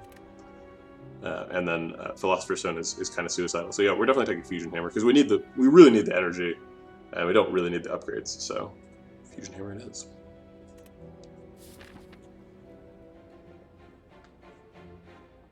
Alright, we don't have a ton of money, so we're probably trying to dodge the early shop. Elites are really scary because of wounds. There's two Act 2 Elite fights that wound you, Book of Stabbing and Slavers. And yeah, both of them can checkmate you if you've got Runic Pyramid. If you're not fast enough, and this deck is not super fast, so we might just want to try and dodge Act 2 Elites completely. Which sounds a little bit insane, because if you dodge Act 2 Elites, you miss out on your, like... We do have Smoke Bomb. But Smoke Bomb is basically the same as dodging Elites, right? Like, I guess the difference is that you can, like, go into a fight, and once you realize you're losing, you can Smoke Bomb. Yeah. Sometimes you have to Smoke Bomb, like, an Act 2 hallway fight, too. Like, sometimes you get, like, Snecko, and you're like, uh-oh, I need to get out of here. Oh, wait, Snecko's an Act 3 hallway fight, but... wait, is he an Act 3? Consults Internet.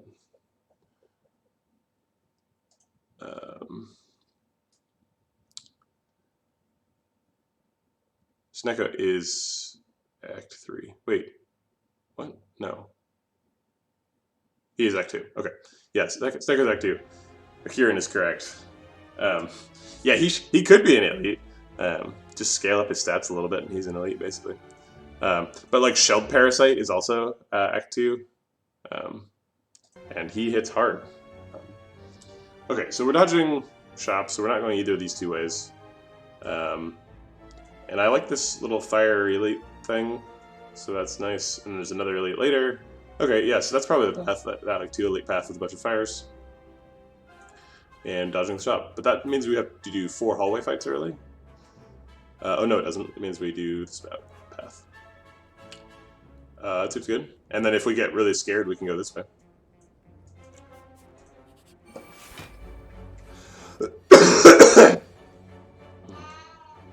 Alright, so I guess we'll use Flurry of Blows here. And then we'll Third Eye to... Actually, do we want to waste Third Eye? I'm tempted to use Third Eye just to get my draws better next turn, but I guess that's probably bad. Because I need to block for 11 next turn.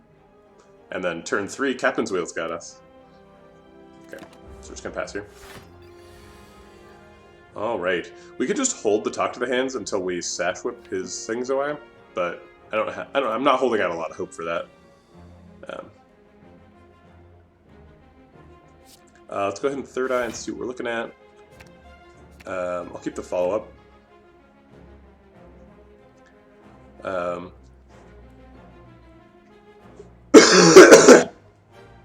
We could Conjure Blade here for sure. I think I'd probably want to Just Lucky and Conjure Blade. So that'd be block for 9, take 2. He frails you and we can't be frailed, which is nice.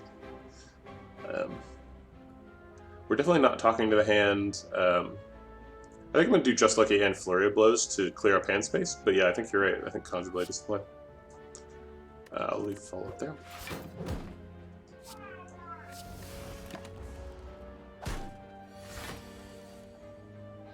All right. So now we're blocking for 18 already. So we'll go ahead and block for a little bit more. And do some hitting. I'm gonna hold out hope on one of the Talk to the Hands, but I'm not gonna try and hold both.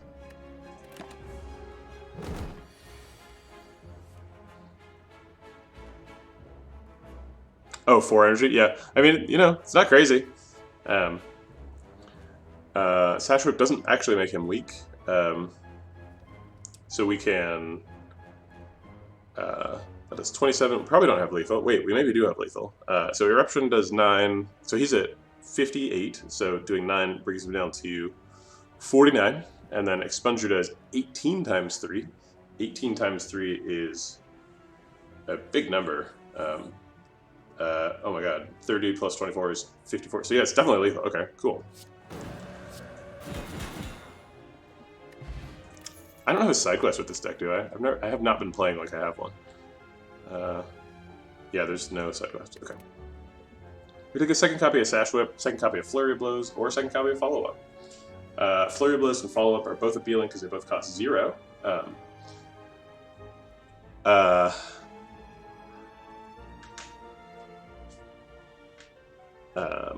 I think second copy of Flurry of Blows is pretty good. We have 2 Talk to the Hands, and if we have 2 Flurry of Blows, then that's kind of what we're doing, right? So, yeah, let's do the ninja thing.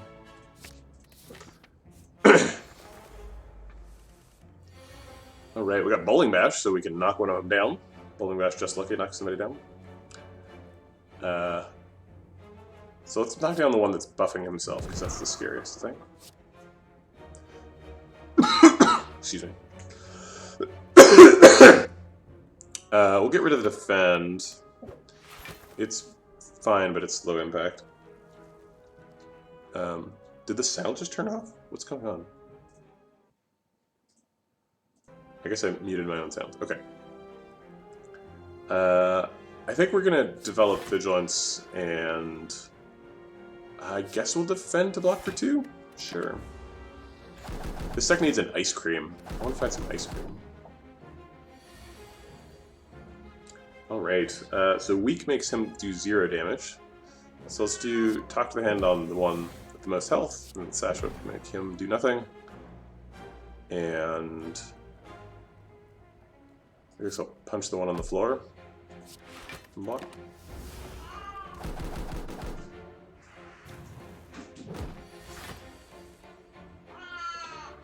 Alright, so we're already blocked out, so we can just Conjure Blade.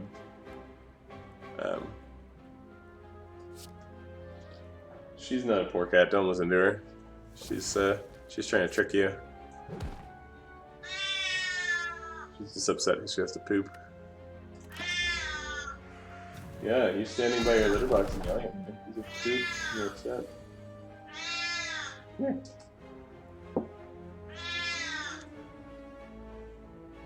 She probably wants me to clean him. Okay, so we should probably knock down the one doing a bunch of damage. We can do that with Expunger. Does Expunger kill him? No, because it does 4 times 4, so it's 16. Other things we could do, we could go into Eruption, then we'd have a lot of mana, and then Expunger would kill him. Yeah, I think I like that plan.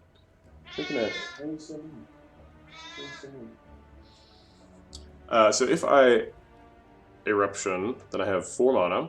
I Expunger on him, now I have 3 mana. Then I like Talk to the Hand, Follow Up, Strike on him, and then he goes down. I guess I could just use 2 strikes, and I don't need the follow up. Yeah. Okay. Forgot about Flurry of Blows again. Flurry of Blows is really good in this fight too. I guess I'll develop the second Talk to the Hand on this guy.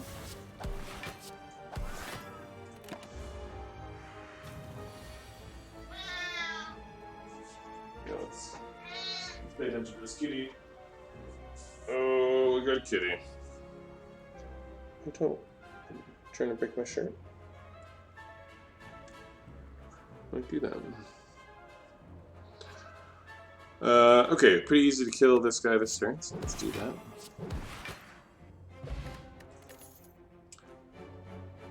Alright. I love Cut Through Fate, but this is not the run for it. And we've already got a third eye, and I don't need Crescendo, so we're going to skip here. Let's see, what route did we talk about? I think we talked about this question mark route with the Fire Elite. Shoot, I can't mute my microphone now because I'm holding a cat with one hand. Ooh, okay, so if we want a side quest, now we can get one. Ritual Dagger is super good with Runic Brimmer too, because you can like guarantee getting it really easily, so we're definitely going to take it. Unless we think this is going to be a shop and we want the money. But we've already got enough money for probably a relic, so... Oh, I wasn't muting before? Shoot. This thing said that I was muting. God damn it, it's using the wrong microphone. I apologize for coughing at everybody.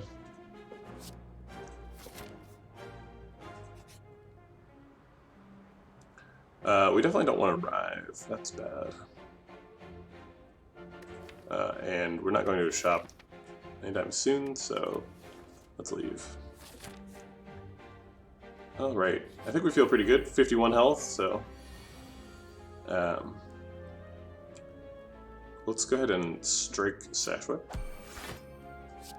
Actually, let's just lucky to get rid of his block in the middle.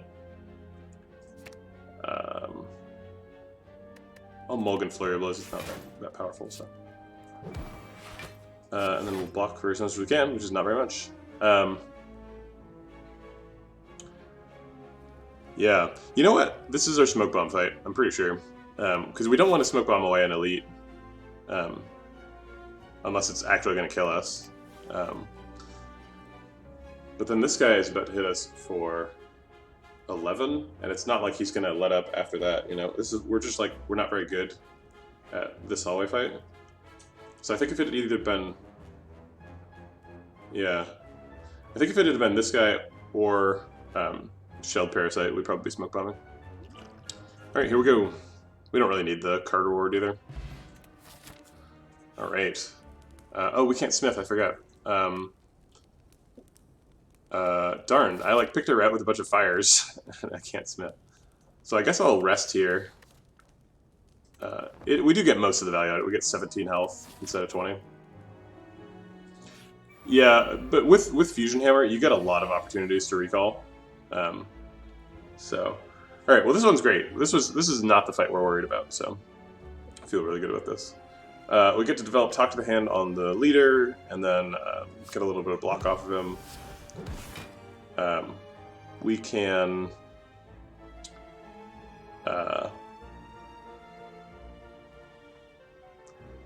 So I think we're going to Sash Whip Strike on the Shield Gremlin just to kill him.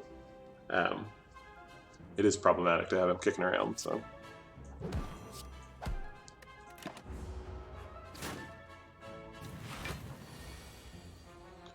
Alright. So probably going to be Third Eye and Flurry of Blowsing. I think we're just going to play all the non-eruption cards in our hand. Let's get rid of the strikes. We're looking for the other Talk to the Hand. I'll keep the block. Taking some damage for sure, but that's why we're rested. Alright. So we found the Talk to the Hand. Bowling Bash is a little bit early, so we can just hold on to it. And we can actually go ahead and enter Eruption here too, because we have tons of block.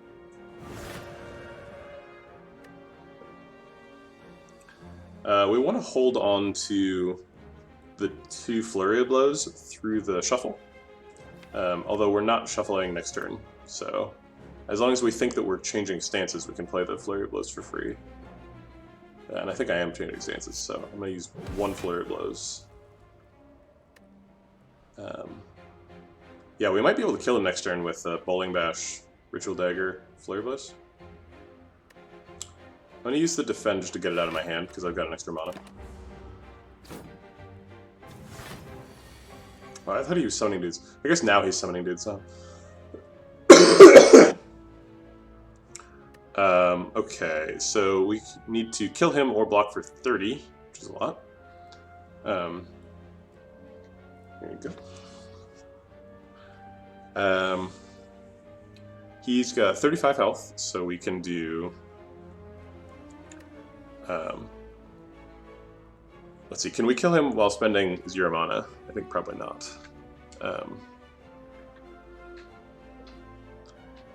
Can we kill the big guy this turn? This says 14 times 2 is 28, plus 30 is 58, plus 8 is 66, plus 6 is 72, plus 12 is 84, plus 14 is 98, so no. So if we Conjure Blade and draw the Expunger, we can kill him next turn. Assuming we don't spend any of these, but we have to spend some of these to kill the Mad Gremlin.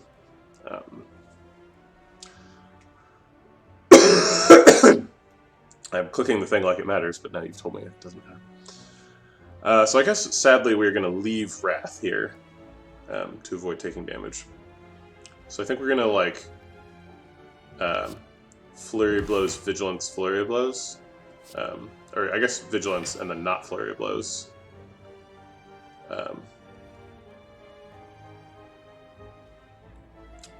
I'll use...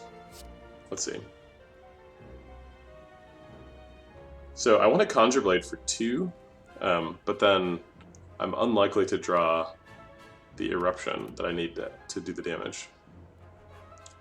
Unless I use the Just Luckies and Flurry of Blows. And if I was going to use Just Lucky, I should have done it before I exited Wrath, but I guess oh well. So let's do that, and then Conjure Blade. I guess I could have kept one of them and used Follow-Up instead.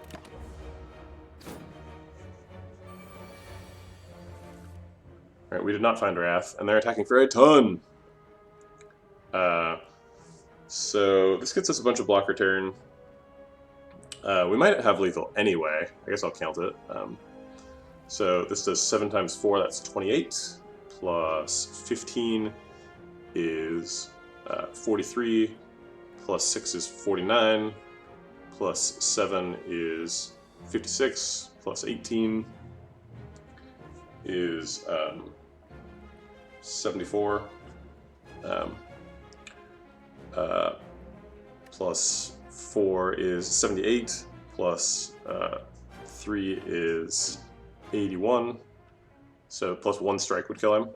But do I have enough mana for that? So I got, that's 1, 2, 3, 4, so that would be the 5th mana. Now I don't have enough.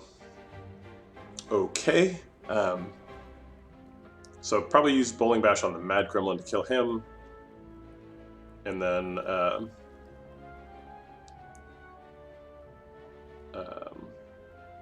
let's see, how do I do 11 damage?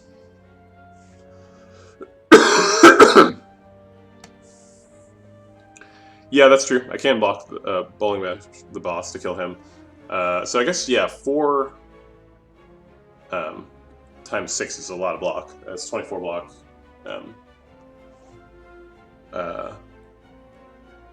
So that's more than I would get from killing anybody else. So I'll just go ahead and... Well, let's see. Do I want to save that for when I can go into Wrath next turn, though? It's a lot of thinking.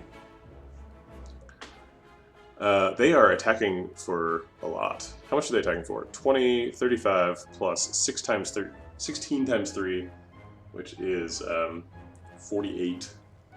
48 plus 35 is 83. So I would need to block for 41 to stay alive. Which I could probably do, because I only have to hit him 5 times to do that. Or, sorry, 7 times.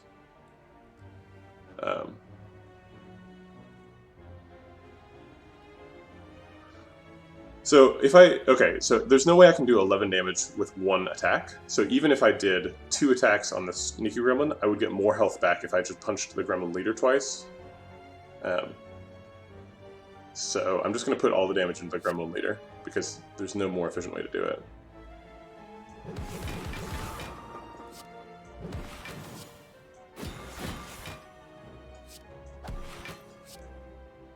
Saturation would have been nice.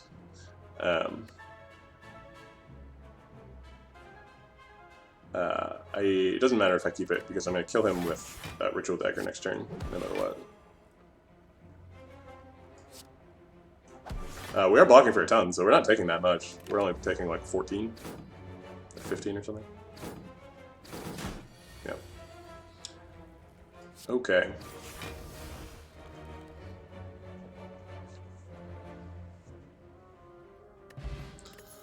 Alright. Gambling Chip is super good. You can take a second copy of Sash Whip. I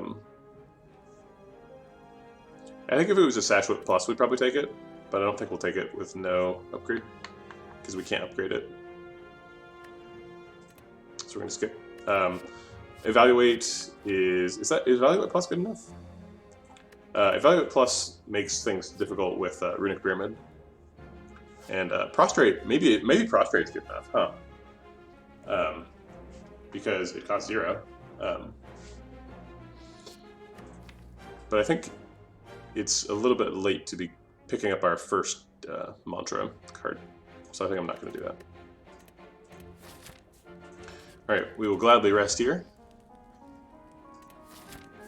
And then plan on taking this elite also. Obamori is good. We do need to pick up this key at some point. But Omamori can end up getting you like 1,000 gold later. I don't know. There's a lot of runs where Omamori is totally useless, but sometimes it's really good. We have already seen a bunch of the curse events, right? We saw the mummy event, and then I guess that's it. The golden idol technically can give you a curse as well.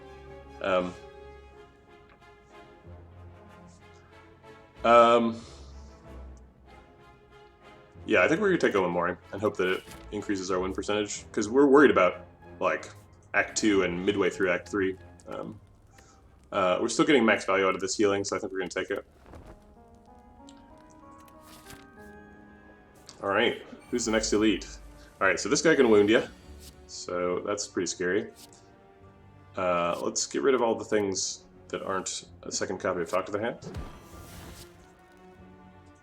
You're not Talk to the Hand.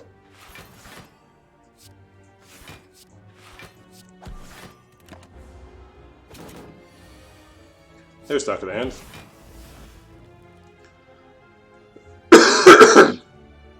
We can Flurry of Blows Eruption here. It changes us from taking 21 to taking 42, which is, I think, a bit too much. We're probably going to Vigilance, so I'm going to go ahead and use the Flurry of Blows to block. Yeah.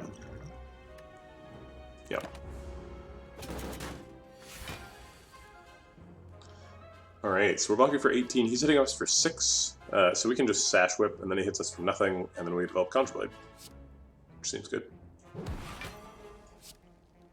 This does mean that our Flurry of Blows gets shuffled, but whatever.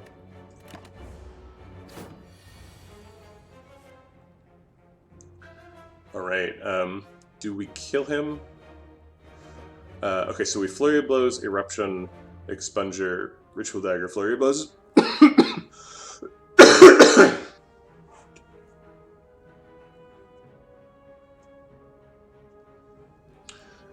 Yeah, so taking keys at bonfires is good, but I do need the health, right? Because I could die to this this Book of Stabbing, right?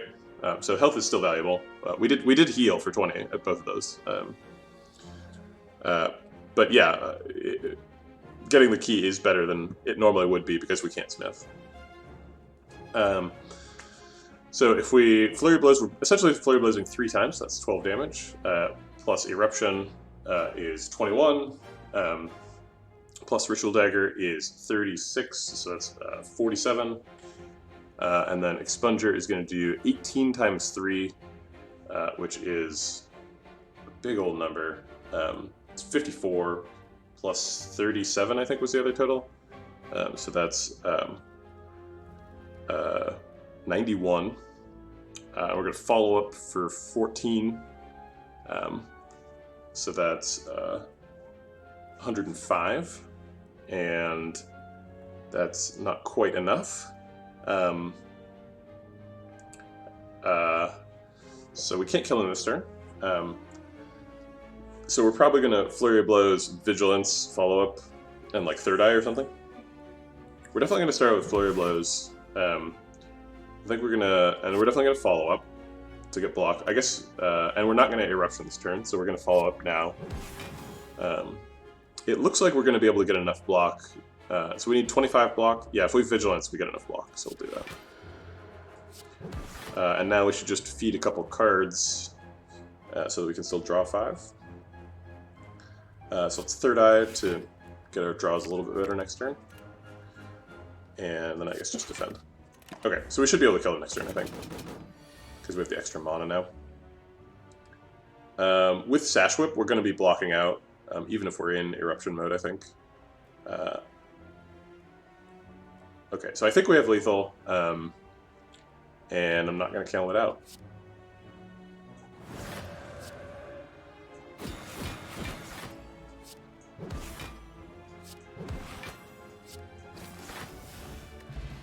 Okay, we got Kunai. Well, that's quite good. Okay. Empty Body is definitely worth considering.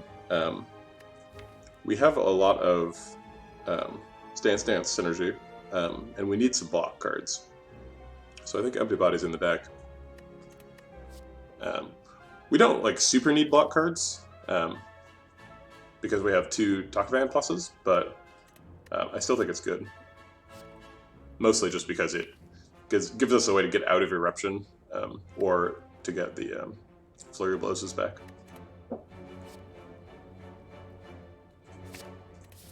Yeah, the Heart. I have judged the Heart before, but I think he survived my judgment. So we definitely want Flurry of Blows. We don't need defense this turn.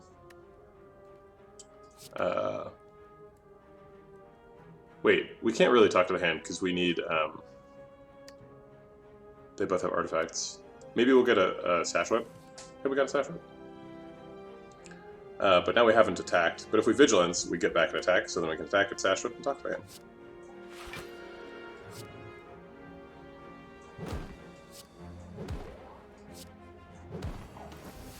We got our Dex. Alright, so this does 21, so we only need a little bit more damage. So we're going to Strike and Ritual Dagger to kill him, getting back 6 block. And then we're going to defend to block out. And I guess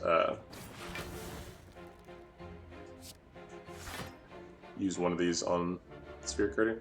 I don't hold out hope for Talk to the Hand, but it does do more damage, so maybe 71 block. Oh, you must have been talking about the last turn versus Book of Stabbing.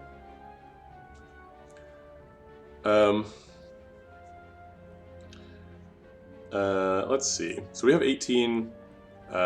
He's hitting us for 22. We can block for 4 with this. So then we can Conjure Blade for 4. Seems good. I'll get rid of the Strike. Oh, he hit 71. Yeah, they have most of their health in armor, so I don't begrudge them that. We have 5 cards after this, so we don't need to Flurry of Blows.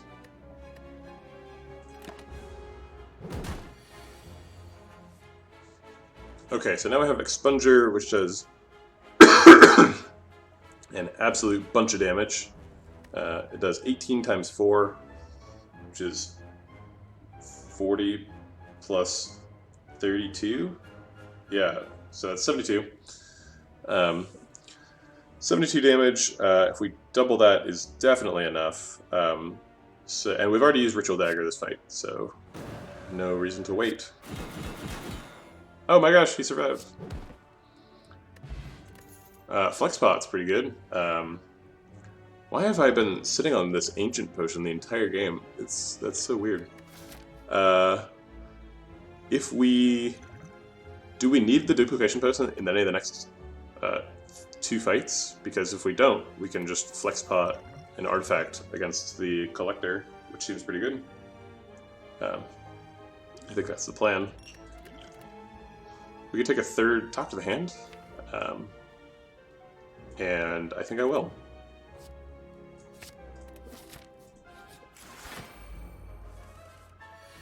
Alright,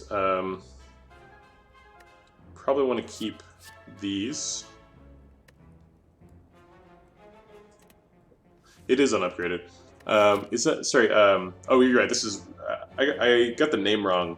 This is the Hyper Beam guy. I don't remember what his name is. So we're going to Talk to the Hand twice, and Flurry of Blows for all the block.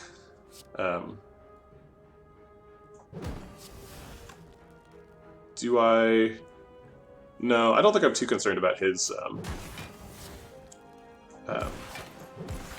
plated armor total.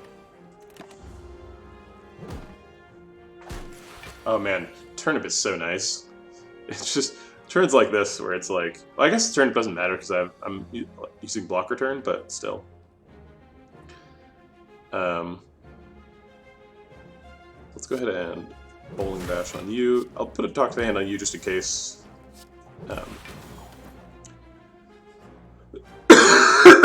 Excuse me.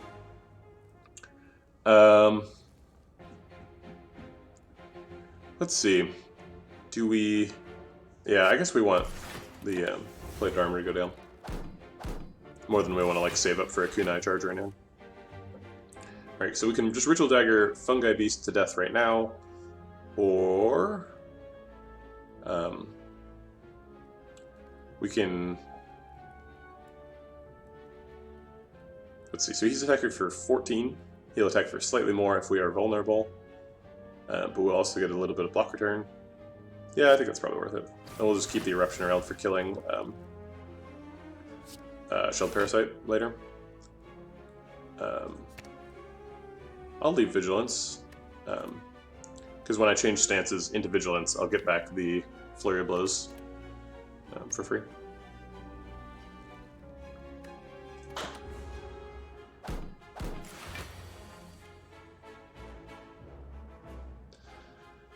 Alright, see you, Kieran. I'm going to save Just Lucky until after Eruption, because I'm pretty sure we're killing him this turn. We have 8 cards in hand, so we can Vigilance and get back things, no problem.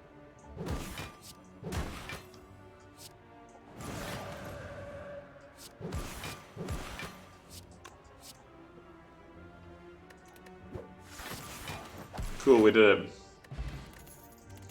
Power Pots are good, but this combo we've got is way better. Crush Joints is nice for getting off artifact charges, but I don't know, we already have Sash Whip and 3 copies of Talk to the Hand. I don't know. Yeah, I guess... So the last Talk to the Hand run I had ran into Donu Deka and had problems. And didn't die, but almost did. So I would really like to find like a Wave of the Hand or something that's better for removing artifact charges. And maybe I should take Crush Joints because I haven't found Wave of the Hand, but I don't think the time for that is yet. I think if I get to like midway through Act 3 and I haven't found Wave of the Hand, I'll take Crush Joints, but not yet. Alright, here's this guy again. We dodged him last time, but we can't dodge him forever. Alright, we should be able to get some block return. I'll keep that there. Still hitting us a little bit, but nothing a Fireplace can't heal.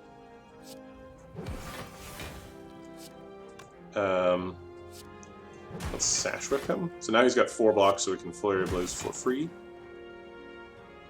And then third eye finishes blocking out. I will get rid of the Conjure Blade. It's not particularly good against him, and I want to Vigilance and Talk to Hand next turn. I guess I'll just weave in a Strike, because why not?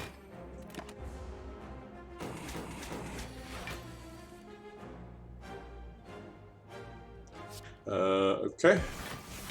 It's kind of a setup turn.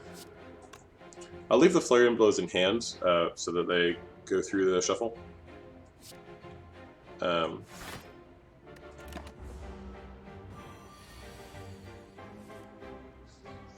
Alright, I was hoping for Wrath mode so I could kill him this turn. I'm not sure that I can't, though.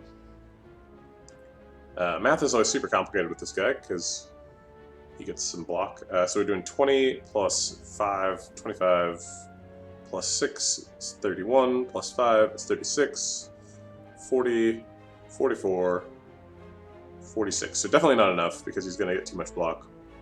So we need to just do as much damage as we can, or get enough block to block out, which is only 3 attacks worth.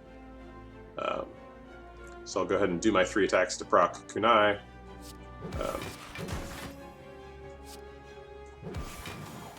And then just clear out my hand enough that I can draw 5 cards next turn.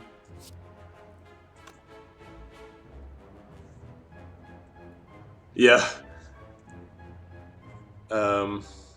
I guess I'll just use 2 strikes to just get a little bit of damage in. Maybe that was a mistake. Alright, we have Sash Whip to block a little bit. We can also just enter Eruption now and probably kill him. Yeah, so after Eruption this does 40, so we have lethal for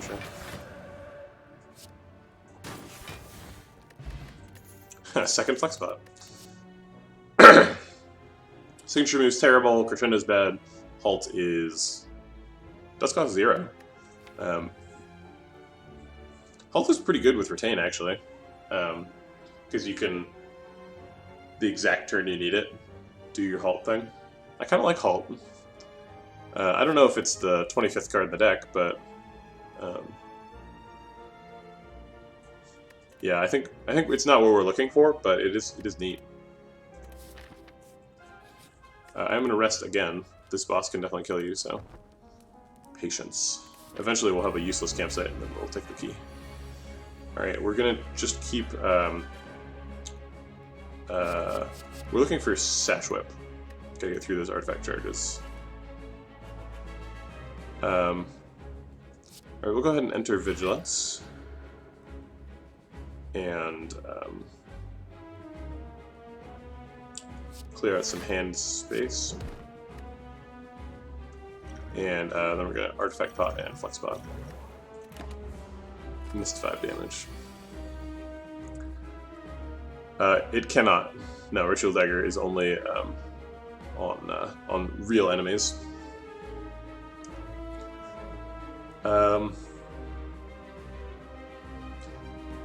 this is a tough spot.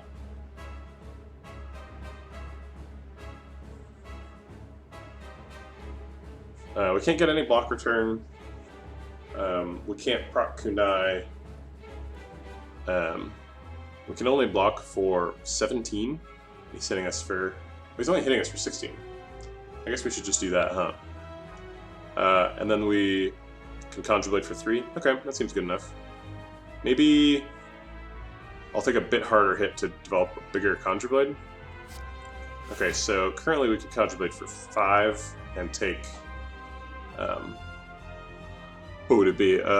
16 minus 7, so 9 damage. Or we can take 4 and Conjure Blade for 4. I think I'll just Conjure Blade for 5.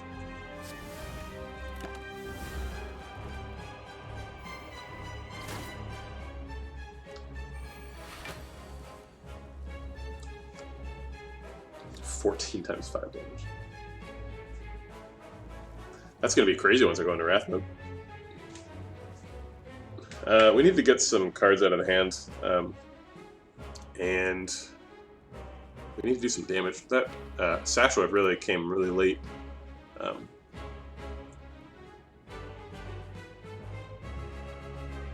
Ideally, we can keep the Flurry of Blows in hand through the shuffle, which would mean we'd have to spend most of the other cards.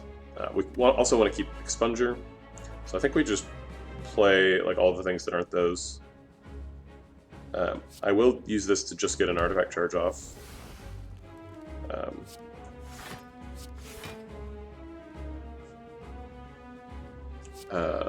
This does quite a bit of damage, so I'll let it fly.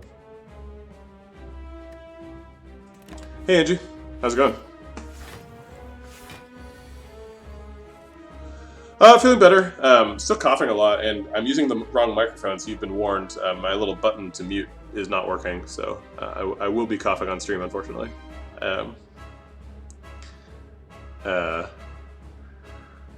feeling like this run is a little bit unstable. I need a wave of the hand to get rid of artifact charges, which I've been having trouble doing specifically against this boss. So we're definitely going to Sash Whip on the Bronze Automaton.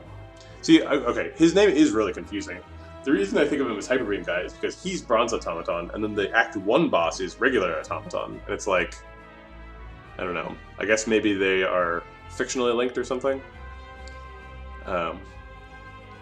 So we can follow up Strike to kill an orb, which defends a little bit. Or we can just follow up and Flurry of Blows. That also works. So let's do that. We got our Talk to the Hands back. We have the unupgraded Talk to the Hands in deck, so I think we're going to use the unupgraded Talk to the Hands to get the last artifact charge off. So we're not going to use it right now. Although we do need to block for quite a bit here, and we have 0 block going on.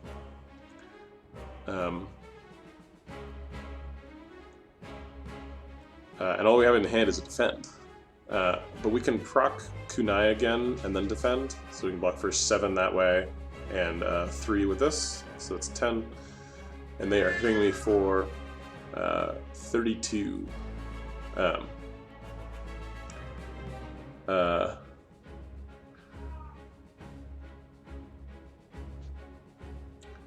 Alternately, we could just Talk to the Hands on the orb and punch him to try and save a bunch of health. Yeah, I don't know if Expunger is really necessary. I really do want to save that for when I'm in Wrath mode and put it on Hyper Beam Guy. But yeah, we could definitely punch the orb. It makes me a little bit sad, but I think it's the right play.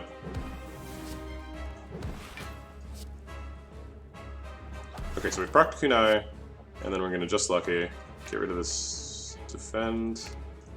Keep the defend, I think. Because he's Hyper Beaming next turn, is that right? And then block with the Kunai trigger. Alright,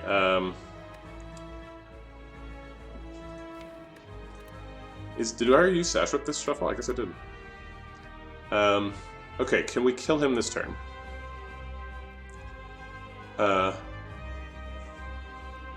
What does he have? He has Third Eye. So we have Eruption plus Expunger plus, I guess Talk to the Hand is the most damage? Oh no, Strikes are more. Why are Strikes more damage than Talk to the Hand? I guess it's the upgrade for Talk to the Hand that makes it do more damage than Strike. No, it does... Oh yeah, it does 5 damage, huh? I didn't realize it did less damage than Strike. So Eruption plus Expunger does essentially 14 times 10, or times 11, because this does 14 times 10. So 14 times 11 is 140 plus 14, so 154. Which is not lethal, but a lot of damage. We also get back the 2 Flurry of Blows, and we're guaranteed to be able to enter Vigilance next turn. And I mean, they're not hitting us this turn, so we might as well hit them.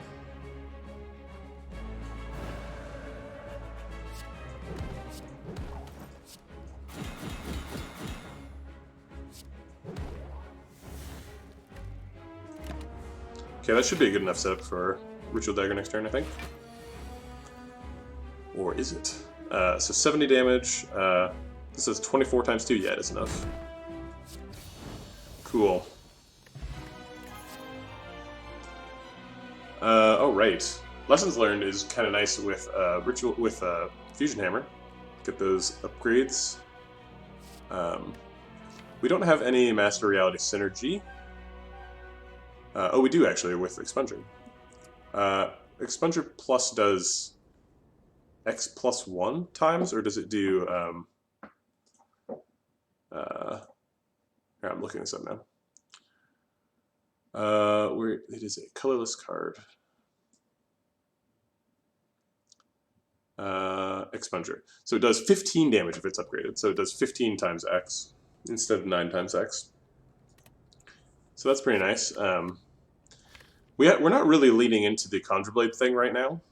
Mostly just to talk to the hands deck. Ragnarok is okay with talk to the hands. Lessons learned, there's a problem with lessons learned, which is we already have a side quest, and our side quest is way better, which is Ritual Dagger.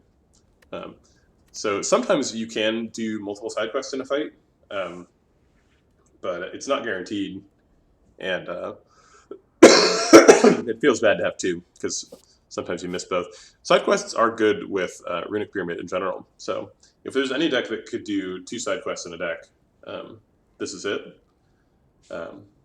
Let's see, are there any upgrades I really need? A lot of them are going to hit strikes and defense. Eruption would be nice. Talk to the Hand would be nice. Those are pretty much the only 2 I really want, though. Conjure Blade would be kind of nice.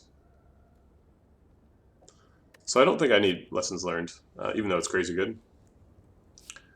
Is the Master Reality upgrade good enough to be worth it? I mean, I am getting a lot of my damage from Conjure Blade. Conjure Blade is the finisher, so I don't think it's wrong to pick Master Reality, especially since it does stick around the card. Yeah, I'm looking at the upgrade despite the fact that I can't upgrade it. Yeah, having an extra mana is, I don't know, it's not a huge problem. It is going to get second to hand, but I think it's worth it. I'm gonna pick it. All right, so Calling Bell, Sozu, and Astrolabe. So Astrolabe is interesting because it does give us upgraded cards, which is nice. I generally stay away from transform effects on Runic Pyramid runs, because if you get something bad that you just like don't ever want to play, then that thing is just in your hand for the rest of the run, and that's a bummer. We could use some relics. We're pretty low on relics right now. We did pick up Kunai, so we have kind of like all the scaling we're going to need. Oh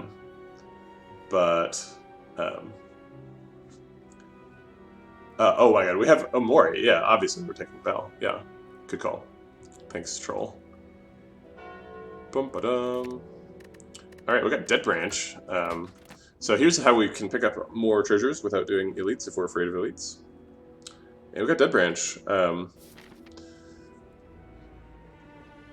Okay, so we have at least Awakened one, and at least one more boss after that. We have 450 money, so we should probably hit an early shop. The only early shop is this one, so we should probably do that. And then we can go either here or here, depending on how much health we have, which is pretty nice. If we do this one, we get to do a second elite too. Oh, we have to hit this fire elite, so it's a good thing that this shop was ahead of the fire elite, because we have to go this way. At this treasure chest, we're going to have to take a key. Yeah, do we want to take the 2 fights before it, or the 2 question marks? Probably the 2 question marks. We have Omori, so question marks are slightly better than normal. Although we can't take the 2, whatchamacallit, 2 normalize anymore.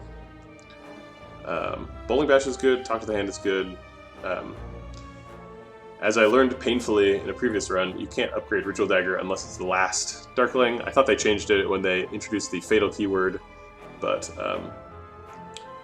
they didn't. That's a good point. Are we going to trigger the Tiny Chest? I keep forgetting that Tiny Chest is like deterministic now.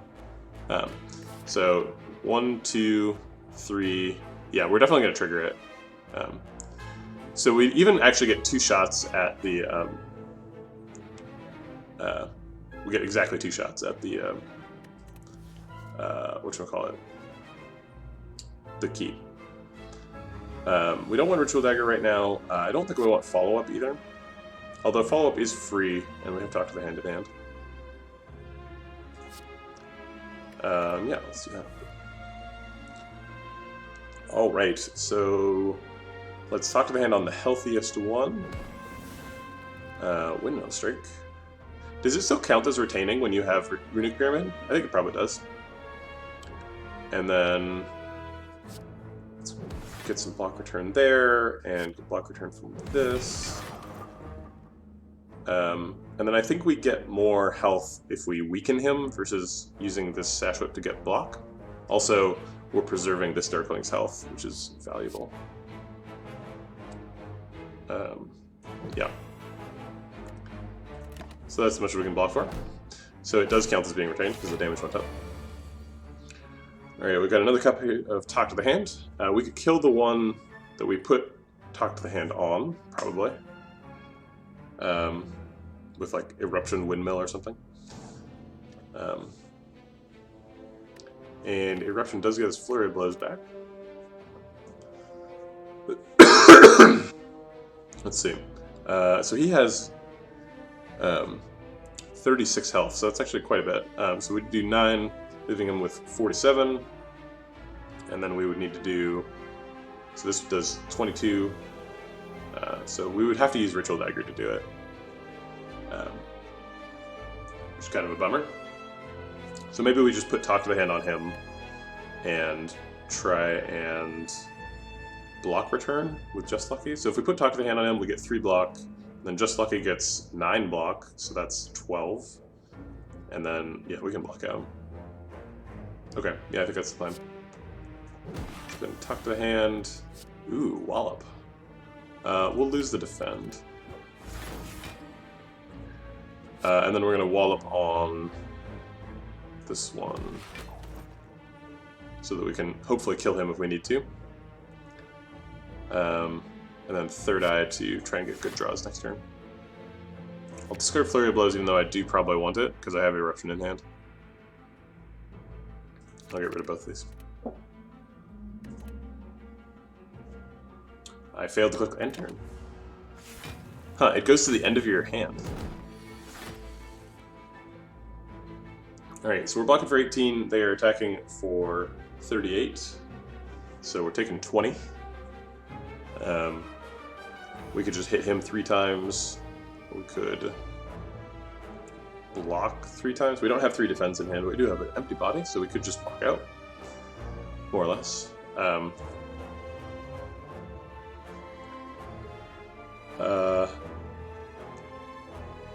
Yeah, so let's just plan on doing some blocks and some strikes and stuff. Yeah. Oh, sorry, did I do the math wrong? Yeah, it's 38 versus 18, so we need 20 block. Yeah, no, I did the math right.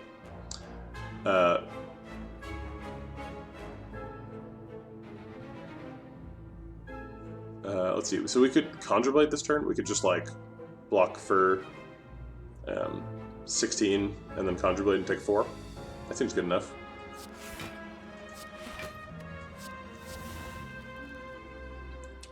Lovely. We actually might pick this card if we saw it, because it gets rid of artifact charges. Alright. For some reason, none of them are attacking. So we're probably going to use Expunger to kill one in Wrath mode. We're going to try to leave the... We're going to try to leave him as low as possible so we can kill him in an emergency. Him as high as possible so that we can capitalize on the block return. And then we'll get to you after we do damage to you.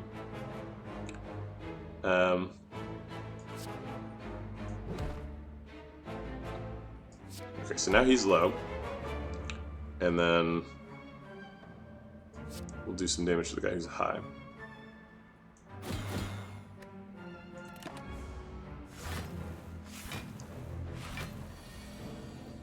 Okay, now they're all hitting really hard. We can make them all vulnerable, and then kill them, maybe? So we make them all vulnerable, and we've got 3 mana left for strikes, so we kind of have to kill one with each hit. that kills him. That does a lot of damage, but it's not enough to kill. Or wait,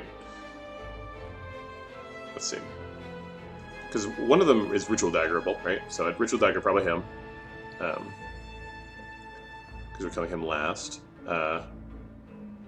Maybe Indignation is not the play. Maybe it's Ritual Dagger, and then like 3 attacks? No.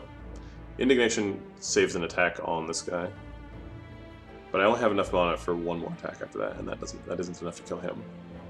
So I would be taking damage, so I'll probably be Vigilancing instead.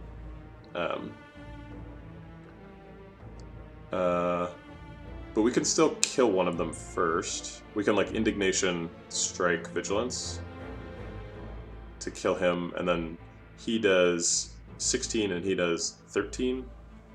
And I block for 11 and take a bunch. Take 18. What else we got?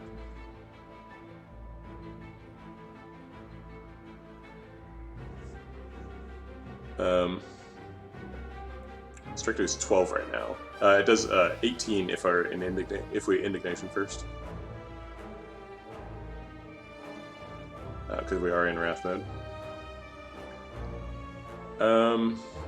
What if we Vigilance and then do 2 strikes on this guy? Then we get 12 block return from that, 11 from Vigilance. We could do a Talk to the Hand too, so that we get 6 and then 8, so we get 14. 2 extra block.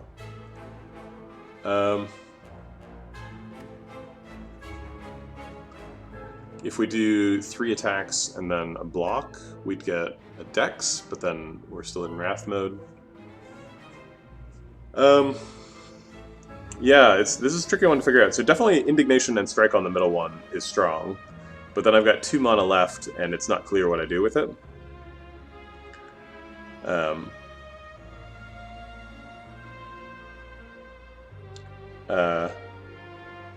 Maybe we just give up on Ritual Dagger for this fight, and we like Ritual Dagger the front one, and then like go into Vigilance. Yeah, I need to get out of Wrath because I can't kill them all, and they're doing too much damage, right?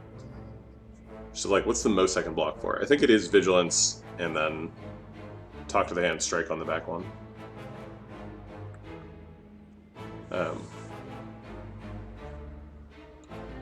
But it does a lot of damage. Yeah, but I don't think there's a better play. Ooh, Judgment. Actually pretty relevant.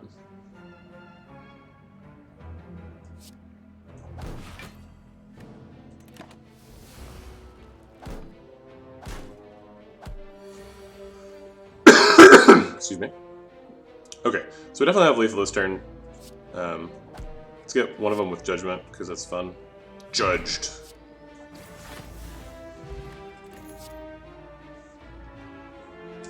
Do we take another Sash Whip?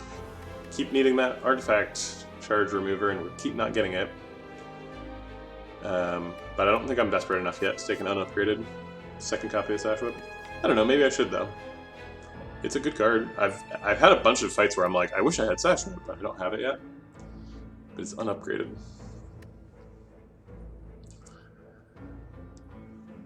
Oh, would I have the... Wait, which relic gives extra... Oh, right. Gremlin Horn. Yep. It's a new Calling Bell relic, so I haven't fully incorporated it yet. You're right. Okay. Do we take... Tantrum's bad. Flying Sleeves is bad. Sash Whip could be good. I think I'm not desperate enough quite yet. Alright, I don't think we're healthy enough for this fight. Because we're forced into another elite in a second. I guess we can take a fire first. I do like doing this fight, but I feel like it's kind of suicidal. It's too much. We gotta leave. Alright, Whispering Voices. We can heal. And we're about to go to a store, so we can get rid of the curse. Also, a Memorial. So it's a free heal. Excuse me. Yeah, I think I'll take a free heal. Sure. All right. So we have duality. That's great. Dolly's Mirror gets us another talk to the hand. We could also take Master Strategy. Probably not good with Runic Pyramid. Teardrop Locket to help us get some more mana. But that's too many things. We can't pick all of those.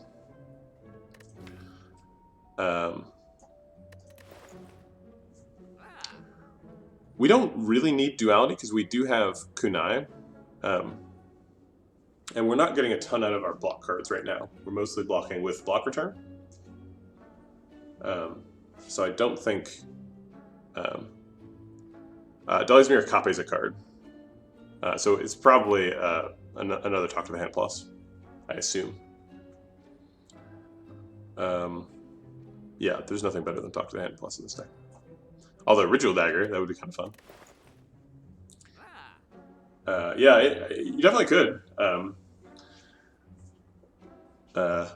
You know, there's problems with having two side quests, but you know, it does do a ton of damage. So, but I don't think I'm going to do it. It's not. It doesn't really help you against. So like, yeah, Ritual Dagger is kind of a weird card because like you always want to be thinking about how you're killing the heart, and Ritual Dagger just like doesn't do that at all. Ritual Dagger just like saves you health in hallway fights by just being a massive damage card that's just like, this fight is over now. And like picking up a second one, like midway through Act 3, I think is probably a mistake because we really need to be pivoting towards heart and not towards Act 3 hallway fights. Although it would be neat to kill both of the Act 4 elites with a Ritual Dagger. The ritual is complete. Yeah, Heart is tricky. So he's got a couple of mechanics. He's a little bit like the Time Lord boss because whenever you play a card, he does 2 damage to you. And then he also like puts a bunch of curses into your deck, and he's got like 1 big multi-attack and 1 big non-multi-attack. That's kind of how he does it. He also like gets artifact charges, but hopefully we should be able to get all of our Talk to the Hands down before that. So I'm thinking Dolly's Mirror and Duality here. None of these are really catching my fancy. Excuse me. So let's pick Dolly's Mirror. Take a second Talk to the Hand. Maybe Duality is not good enough. We are using block cards though. We have like all of our original defense. And an empty body. Alright. And that's it for shopping. Because that's all of our money. Oh, here's the 2 normality that we could have had if we hadn't used O Memoria up. But we would have had 99 or 1,000 gold and no shop to go to. We would have had to go to the shop, which we can't do because the Fire Elite's here. There is a shop in Act 4, so we would have got to use it for that. But alright, we're definitely not doing that. We need to heal, so we're not doing that. So let's find Bottomless Mark 1.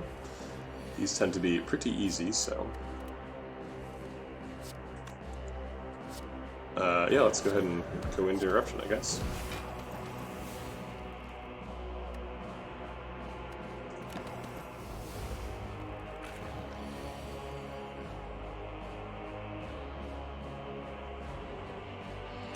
Okay, let's try to get him...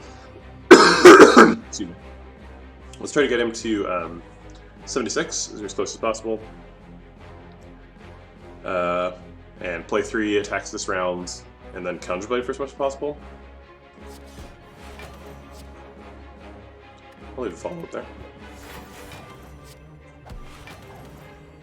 Alright, we can't play another attack or he goes below 75, so we'll Counterblade.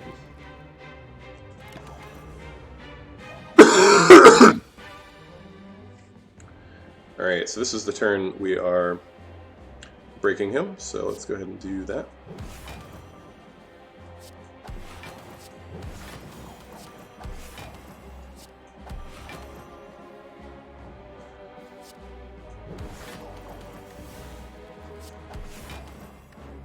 Alright.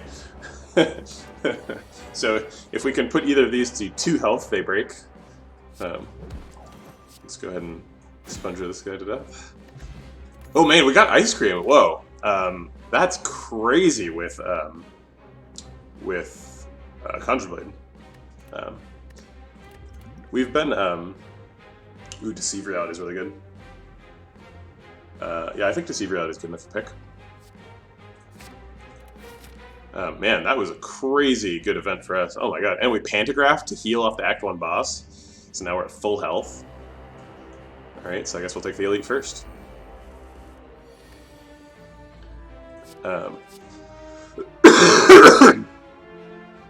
We get enough block return off Talk to the Hand to not need these defends. It is a little concerning that I'm not killing either of the daggers, so maybe I should be doing that instead.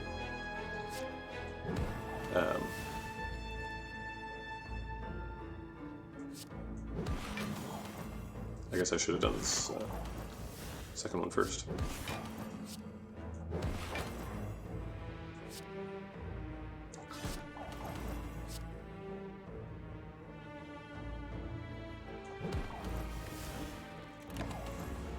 Okay.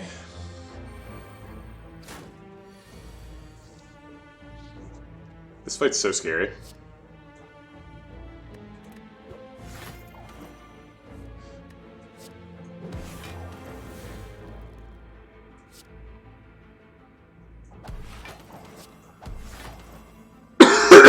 Alright, we have a bunch of block, but he's going to hit us for 25.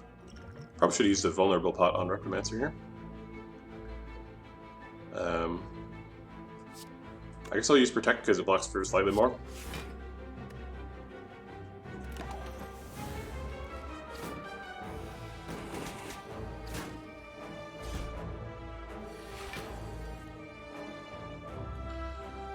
Do we have lethal? No. Surely not. Eventually we're going to have lethal with like Sands of Time and Eruption and Ritual Dagger and stuff.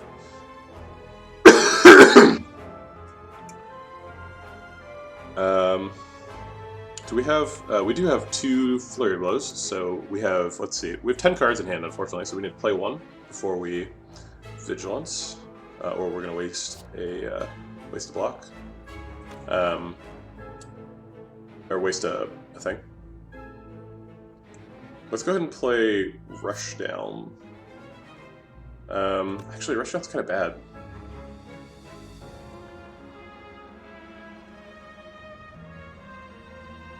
If I play Vigilance and play 1 Flurry of Blows, then I block for 20. So I guess I'll defend first, and then do 2 Flurry Blows. So this blocks for 18, which puts me up to 55 block. So I don't need to fight either of the. I don't need to hit either of the daggers. I can just let them explode. Oh right, yeah. Sorry about that Ironclad run. Can I get an F in the chat for Ironclad run? Definitely not happening today. Yeah, you know, I've spent like almost all of the time on this channel playing Watcher, and now I'm playing Watcher again. Coconut is doing an F in the chat. She knows what's up.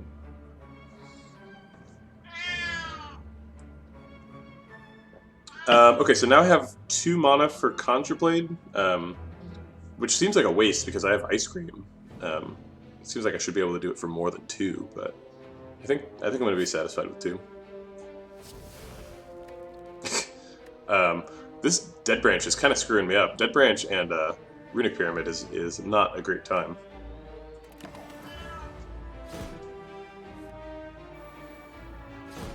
Oh man, but Gremlin Horn and Ice Cream is pretty spicy. Why are all my cards not highlighted? Oh, now they are. Okay. So, if I do have lethal... Hey, can you stop that? Can you stop that? Come here. Why are you yelling at me?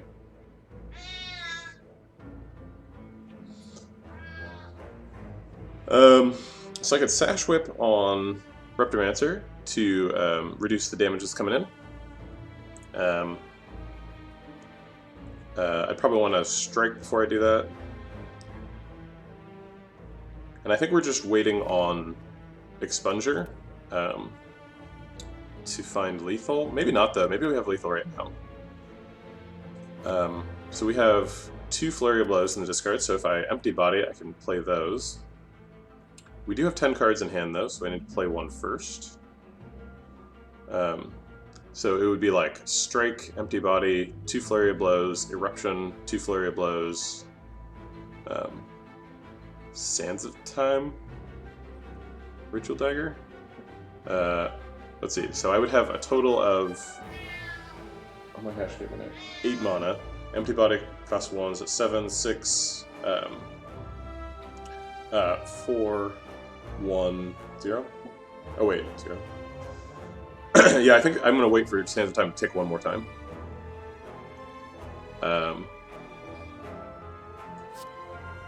So let's get the block return from that, and then Empty Body.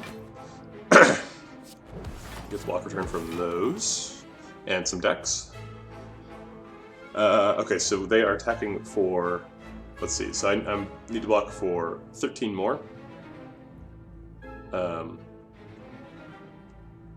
We are on floor 40, so we need to get to floor 52, or 51, and beat that before we get to Act 4.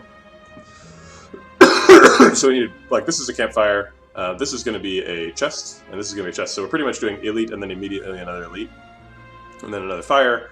I don't know what this question mark is, and then we're doing one more elite, and then we're going to fight 2 bosses, and then we're in Act 4. We do need all 3 keys, yeah. And we currently have 0. Womp womp. We could safety. I think I will safety, just because why not? I hate you, Dead Branch. Why are you doing this to me?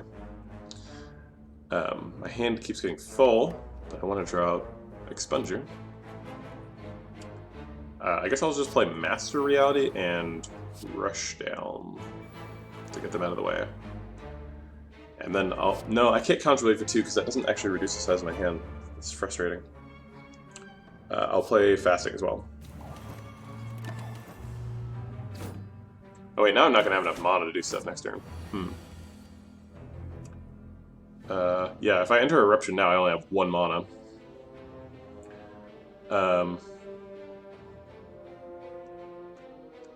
Although, yeah, nope, not enough. So we can Sands of Time and kill one of the daggers, and then Bolting Bash and kill the other one, so that seems fine.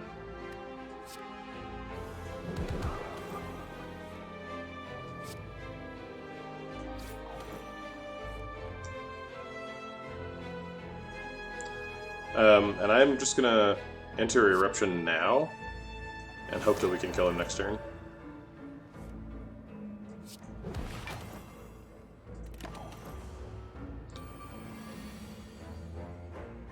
Pretty sure we can.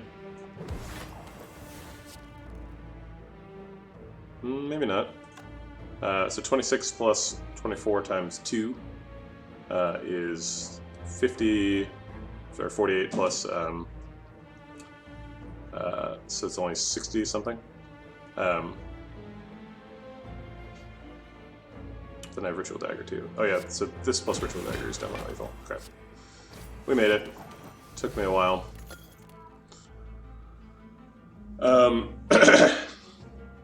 Definitely starting to feel that hand pressure, mostly from Dead Branch. I think if I was offered Dead Branch, I would not take it, but I wasn't offered it. I was forced to have it from Calling Bell. Or wait, actually, you can not pick the rewards from Calling Bell, I think. Maybe I should have thought more about Dead Branch. I think it's too late in the run to switch to alpha stuff. Empty Body is fine, but we already have one. And Halt actually seems okay. It is a 27 card deck, so I'm reticent to add too many more things. And I think the next thing I add needs to be a way to remove artifact charges. So no Halt. We will sleep here because we get value out of it. And this is guaranteed to be a chest.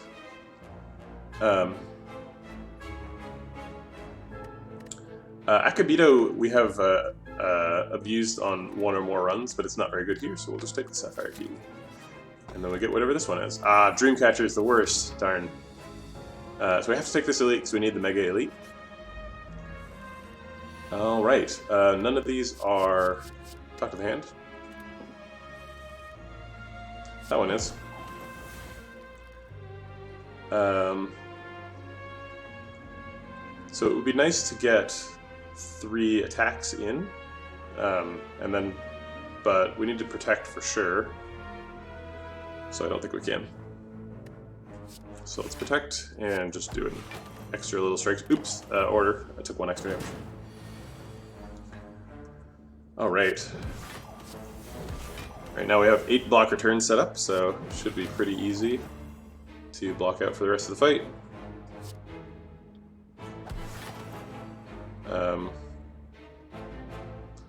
So Contemplate is tricky now, because I can't, when I play it, it doesn't go out of the hand.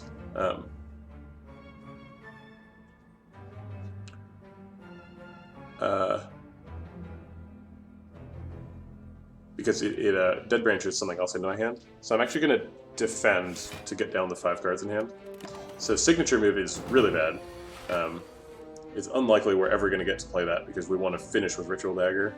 So, pretty unfortunate. One of those Talk to the Hands must have been generated because I have more Talk to the Hands now than starts in my deck. Which is nifty.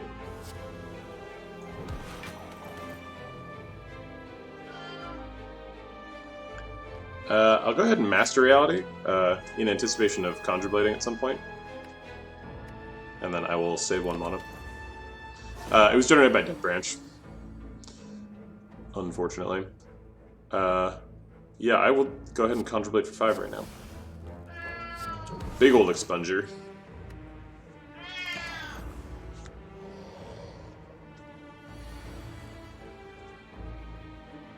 We might just want to keep our hand mostly full, because otherwise we're going to draw a bunch of burns.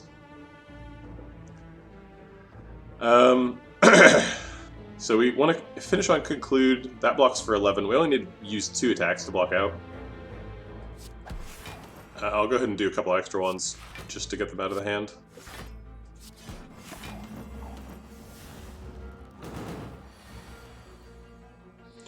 Alright, and there's Expunger. So we're just going to enter Wrath now, and let's see.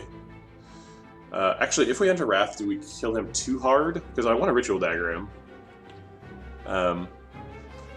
Expunger does currently 15 times 5, which is 75 damage. Yeah, so we would do 150. So we have to use Expunger and then Eruption and then Ritual Dagger next turn. But that is lethal. So it does 75 plus 9 is 84, plus 39 times 2 is another almost 80, so yeah, that's definitely okay. Yeah, so I'll just develop Vigilance for fun. Oh yeah. But we have lethal next turn. Alright, oops, almost did it wrong.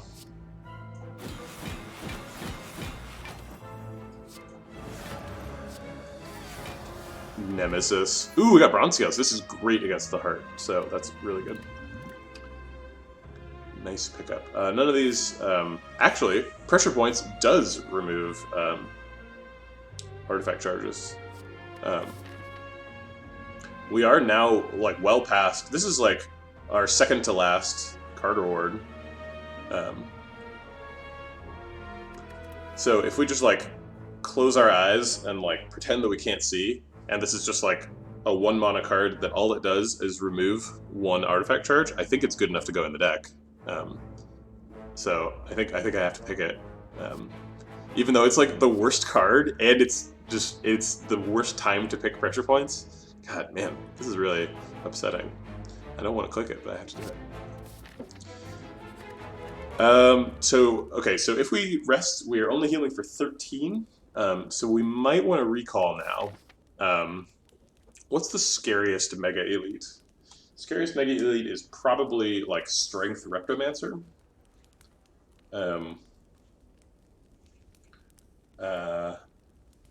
Nemesis is not too scary. What's the other three? Oh, Giant Head. Giant Head's not too scary. Yeah, we've got enough block return that we're not really afraid of either of those two. It's just Repromancer that we're afraid of. We dealt pretty well with Repromancer last time. I think we can. I think we're probably better off resting and getting full value out of the next fire than we are resting before. Because we can't rest on both, right? So. Yeah, well, let's see. So this removes artifact charges, which is really good for the Donu Deca fight. So I'm going to do it. I think it's better than the 106 gold. Ha! Max HP, Giant Head. What are you even thinking? We kind of do just want to be in Eruption right away. Because we can, like, Eruption, talk to the hand, and then, like, play 2 more attacks. And get 6 block.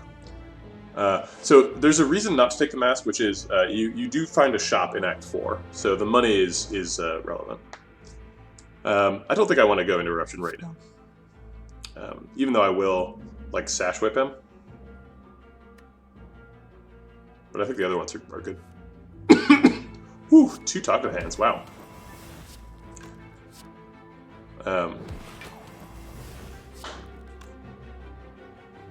Yeah, it is a good relic, and it only costs 100, but it's just something it's worth thinking about. I'm not saying it's bad. It's definitely good. We're going to swivel first, and then... Oh. Oops. I lost the weak because I swiveled first, but it does more damage now? I guess it is worth it, because he's not attacking for the next 2 turns.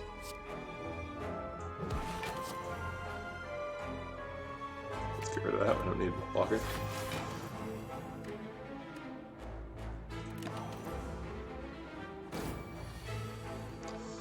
Alright, there's that pressure points.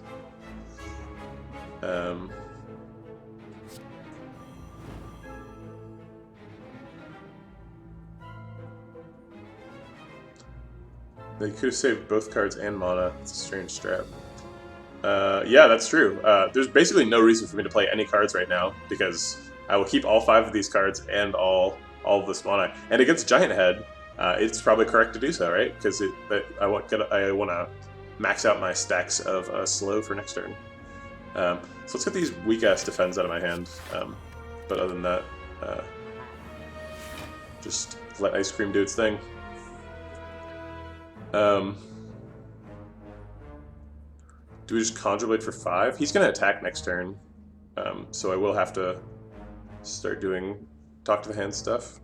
I think I Talk to the Hand and Conjure Blade for 4. I think 4 is enough.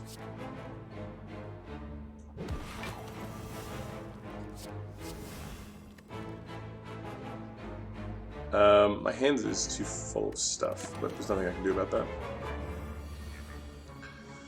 Okay, yeah, I don't think we're attacking for 603, but we are stacking up those pressure points. Value. Let's do Flurry of Blows and follow-up, and some other strike to get some decks. And then I'll go ahead and throw out Halt and Empty Body. And I'll do, well, no, I'll save like water for later. It does not. No, it doesn't count as an attack, and it's not, yeah, it's bad. Oh, I should have waited for Master Realities before Expunger. Sort of forgot about that.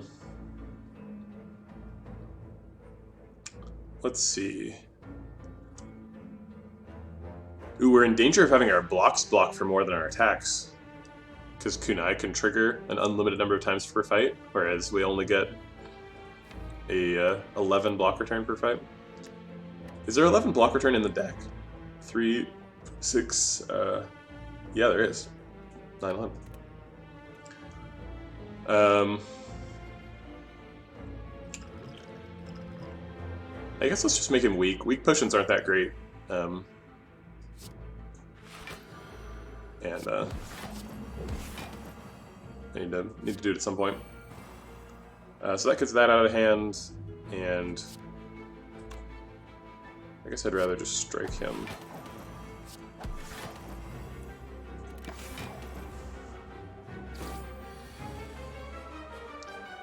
Alright, let's get the other talk to the hand in the game. Yikes, wheel kick.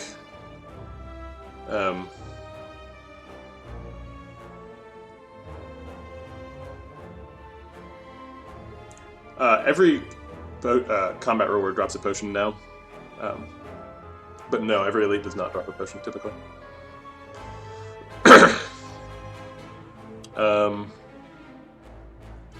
Let's see, how are we blocking? I think we're going to just block with a block. Let's see, are we triggering kunai this turn? So we do 2 more attacks and then a block. Yeah, so Expunger gets a bunch of block return. So let's go ahead and get that. So we don't need to attack, or to defend this turn. We can just trigger kunai and stay there. Our hand is kind of full of garbage. So I guess let's play the Master Reality. Should have played that first because of slow, but...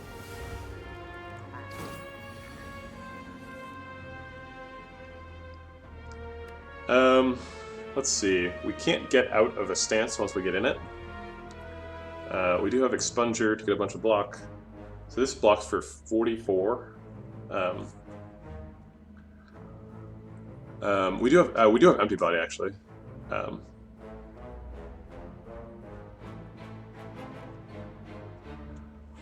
Let's just play all the block cards to get them out of the hand.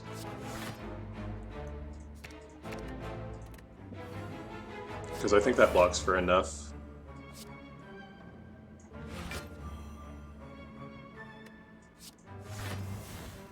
Ooh, there's Wave of Hand.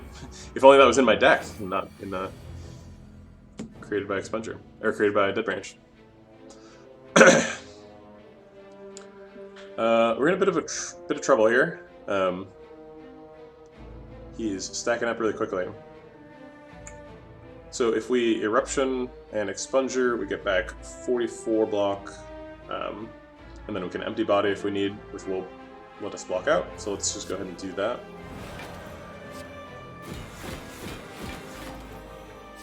But I kind of don't think we're going to need to.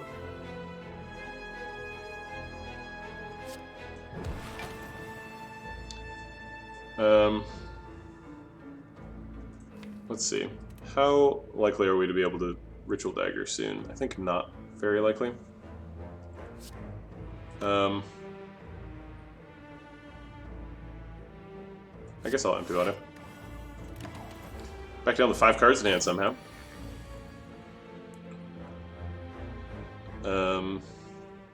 We have no copies of... yeah, we have no copies of Flurry of Blows in discard. We could Swivel Wheel Kick.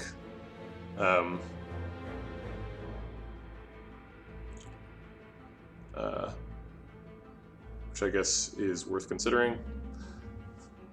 Swivel and Vigilance blocks for 26, which is not very much. And then plus Halt is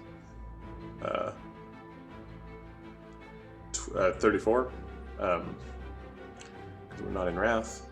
So we'd still be taking a bunch. We only need 1 attack to make that. Basically blocking out, and that attack can be Wheel Kick, I guess. So let's go ahead and Swivel and Wheel Kick.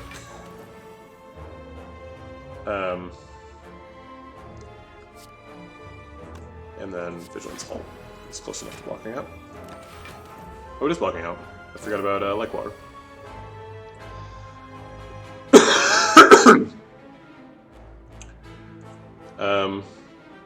Let's do Wave of the Hand and block for a bunch with attack cards this turn. Let's get... I'll keep Flurry of Blows because I want it in hand during the shuffle. So he should be weakened for the rest of the fight now. And this almost blocks out, which is neat. Oh, it does block out because Like Water. Okay, so now we're in what's it called? Wrath Waiting Room. We can go ahead and do both the Flurry Blows whenever we need to block. These also block for 11 now, so they block for the same amount as attacks.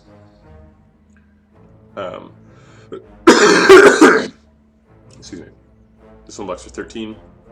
So we block for like 46 is, and then we block out because with the +5 it goes to 51. Seems fine. That was assuming one attack and a third eye. I'll keep the just lucky because it's free.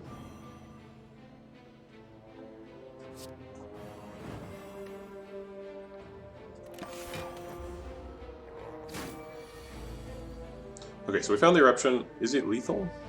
Oh my god. Okay, so this is a big math problem, right?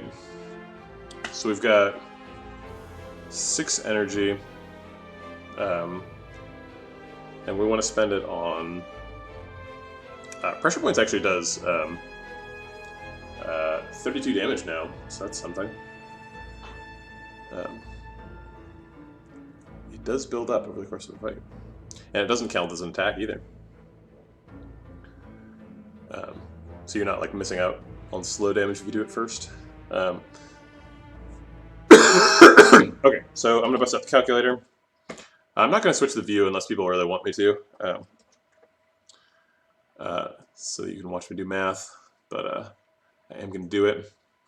Okay, so eruption is 9 damage, and then we're gonna do ritual dagger, which is I need to figure out what cards I'm playing first so that I can figure out how the slow trigger is affected.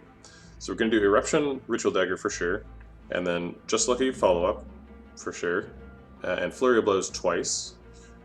And that's only 3 mana.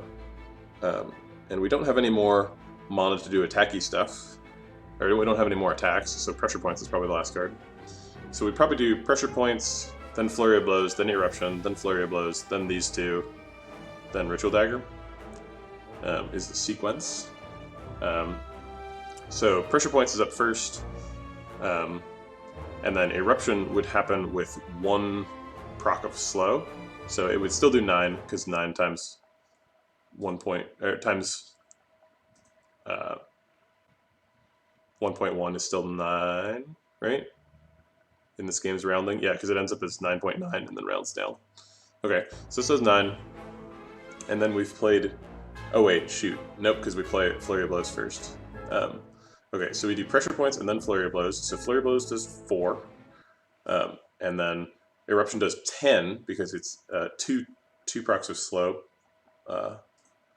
So Eruption does 10, and then Flurry of Blows, the second one, does 8, but it's also the third one, so 8 times 1.3 is 10. And then we do Just Lucky and follow up. Just Lucky does 6 damage times it's now the 5th card. Pressure Points, Flurry of Blows, Eruption, Flurry of Blows, Just Lucky. Yeah, so it's the 4th card, 1.4. So it does 8 damage. And then follow-up is the 5th card, so it does 14 times 1.5. It's 21 damage. And then is it Ritual Dagger? Are we all the way to the end? So we did Pressure Points, Flurry of Blows, Eruption, Flurry of Blows, Just Lucky follow-up. Yeah, Ritual Dagger. Okay, so Ritual Dagger does 84 times 1.6, I think, which is 134. So the total damage is 187, which is not enough. You do not get blocked back when you use Stock to the Hand, or with Pressure Point, rather. Because it's not an attack, and block return is when attacked. So, okay, so we have to block this turn instead of attacking. Oh man, maybe there's more damage if I do Empty Body. Oh, there probably is. Is there any more copies of Flurry of Blows? There is another copy of Flurry of Blows. Oh, I did all the math wrong. Oh my god. Okay, so the correct sequence is Flurry of Blows, Empty Body, Double Flurry of Blows, Eruption, Double Flurry of Blows, Just Lucky, follow-up, Ritual Dagger. Oh my god. Um, everything is the worst. Okay, so Flurry of Blows, Empty Body, 2 Flurry of Blows, Eruption, 2 more Flurry of Blows, 2 attacks, and then Ritual Dagger. So Ritual Dagger is going to have 9 stacks, so it's going to do 84 times 1.9. So it's going to do 159 damage instead. I don't know, is that enough damage? I think it's probably not enough damage. Okay, so here's what we're going to do. We're just going to block this turn. We're going to Flurry of Blows, Empty Body, Double Flurry of Blows, and then we're just going to like defend to get it out of the hand, and pressure points to get it out of the hand, and that's it. And we're going to save the mana for next turn, and then we're going to win next turn.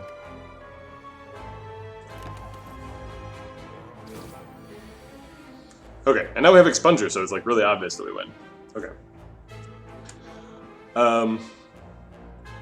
So I'm going to do Just Lucky first to make room for the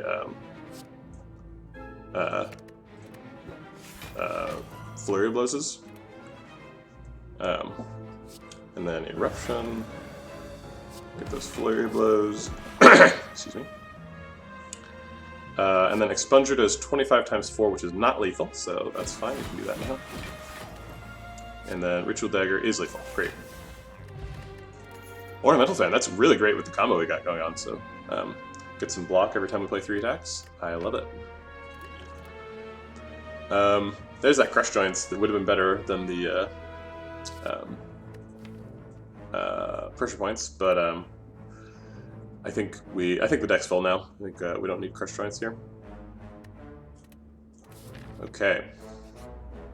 Oh, we got another chest. Wow, we could have. I mean, Pair's way better than the other two, so I don't feel bad about this. But we could have even taken the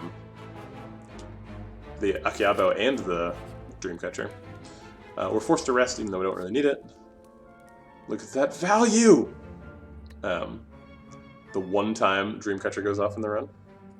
I guess there's a campsite at the beginning of Act 4 as well. Okay. None of these cards say Talk to the Hand on them, so I think I'm going to get rid of all of them. 2 of these do.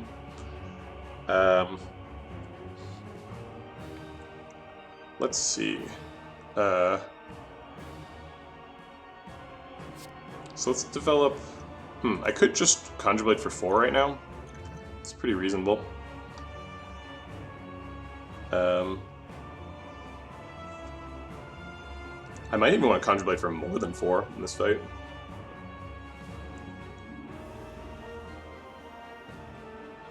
So if I double Talk to the Blade, Talk to the Hand, and defend, I still take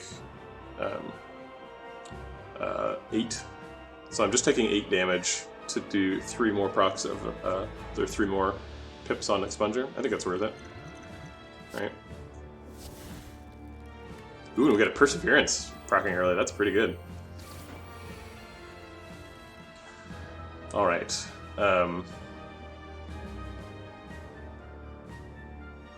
So actually, it's not really that bad to use Talk to the Hand. Awakened One has a sort of like weird degenerate boss fight, and if we really wanted to, we could just farm Awakened One for infinite dexterity because he heals himself. So we can put Talk to the Hand on his first form and then just like torture him out, and like just he gets 15 health. We take some of his health away to get block return because since we're proccing Kunai. We can stay in this fight forever. So we just need to kill these 2 guys and then get a little bit of block return on the Awakened One, and then we're pretty much good to go. He does not get more strength. He only gets more strength if you play powers. And we're not playing any powers. How does he have 2 strength now? Does he just start with 2 strength? Did I play a power? So we can do 36 to probably one of these cultists, or maybe we need this for block return this turn. We're getting hit for a lot. I think we're just going to go max block this turn, which is double talk to the hand, and expunger.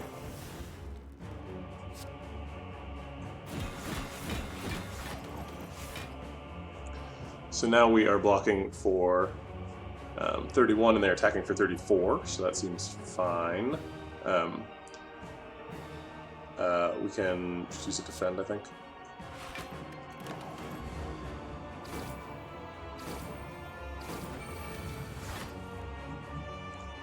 Alright, so we got some really good Dead Branch creations here. We got Perseverance and Sands of Time, so those are both going to come in handy. Excuse me. Ritual Dagger does work on cultists, so we can just kill a cultist this turn. So probably going to like strike Ritual Dagger. Not that we like super need to stack up Ritual Dagger even more, but we can, so why not? And then we probably need some block return. Let's see, he's attacking for 32, 43. So yeah, let's just get some block. And then I think I'm going to do this strike and 2 defense.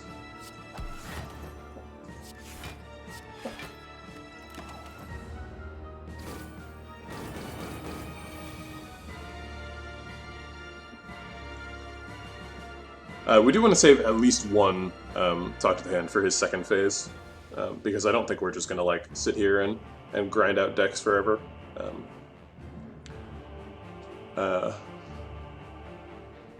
We probably never want to play Battle Hymn, because Smites exhaust, and then our hand gets full of Dead Branch leavings. Although we could make upgraded Smites, which is pretty cool.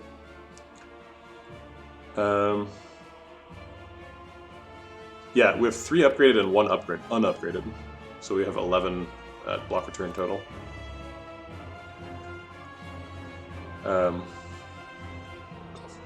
We don't have very much damage if we don't use Talk to the Hand, though. So we're probably going to do, like, Sands of Time Sash Whip on the Cultist. And then, like, Perseverance. Oh, maybe we'll Sash Whip on the Awakened one. Yeah, I think that's probably the right way to play. Because that gets us block return and the weak is better.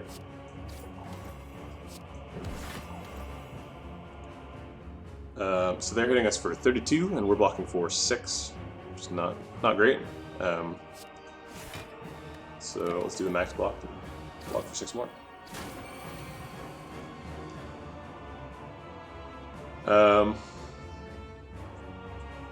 We need to kill this cultist. He's like scaling up. We're failing to get rid of him. Let's see, if we go into Vigilance, we do get Flurry of Blows back. Just 1, though. Oh, no, we get 2. So we can, if we do Strike Vigilance, Empty Body, I think we get him.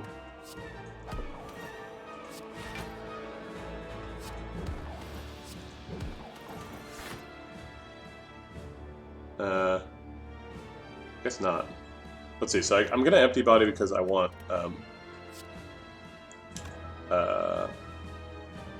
I guess I'm not going to probably go down to 5 cards, huh? So I'm not going to shuffle, most likely. I will Empty Body because I need the block. Oh, right, and now I have extra mana. Okay. So now I can just pressure point him to death. And now we're blocked out. I'll go ahead and just play Master Reality. Let's see. So currently I am shuffling, which is not what I was intending. But I am powerless to prevent it, so whatever.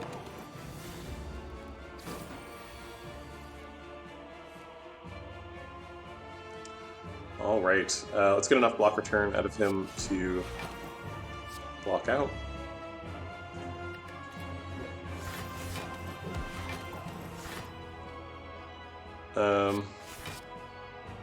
So we're currently taking 1. I guess it's just defend.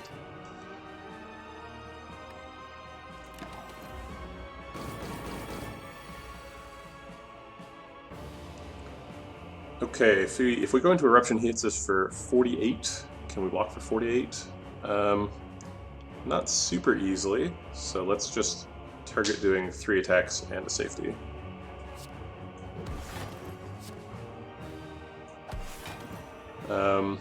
I guess I have to use an unupgraded Talk to the Hand if I want to do that. And I kind of don't want to, so I'm not going to.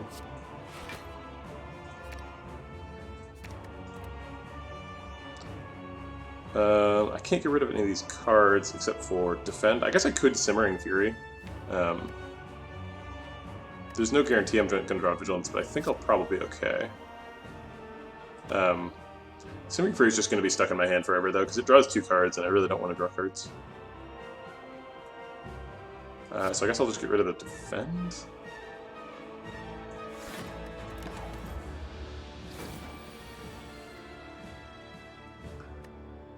We have 3 attacks, so let's just use 3 attacks.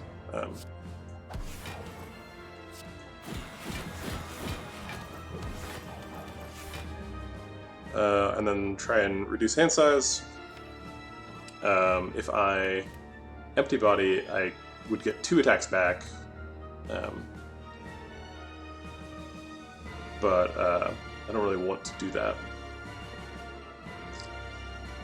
He's hitting for 28? Yeah.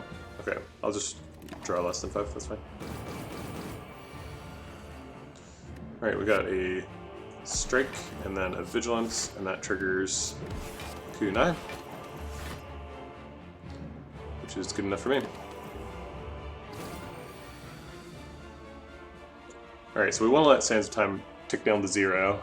Let's go ahead and follow up an Empty Body to trigger Kunai.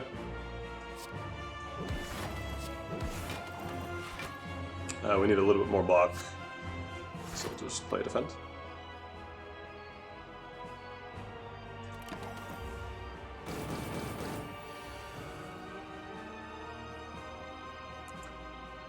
It looks like we need the Eruption to trigger Kunai, so let's do that. Can I draw a card to trigger Shuffle? No.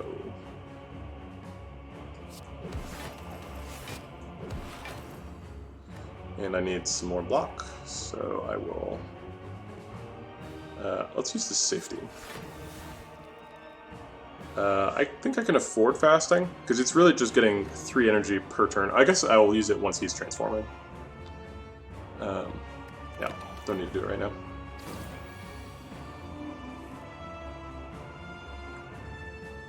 Okay, we're in Wrath form, which is inconvenient. Sands of Time is ticked down to 0, so there's no more progress to be made there. I don't have any attacks, so I guess I'm just going to spend some defense. Yeah, we have really an unnecessary amount of energy right now. Just saving it for later. We're savoring it.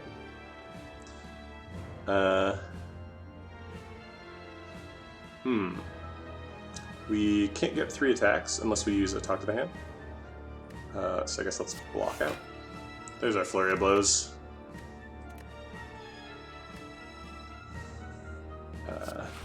Defend. Let's see, we need a little bit more block. So I guess I'll throw the Perseverance in there.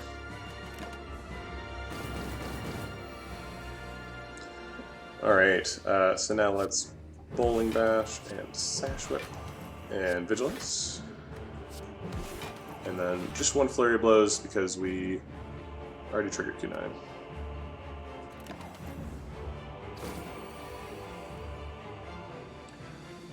Alright. We'll keep that. It's an Ice Cream, or it's an attack. And then Flurry Blows. Did we use the, Oh, I guess Sands of Time is done stacking. I thought it was Windmill Strike, which stacks forever. Okay, I guess we'll hold on to the Expunger.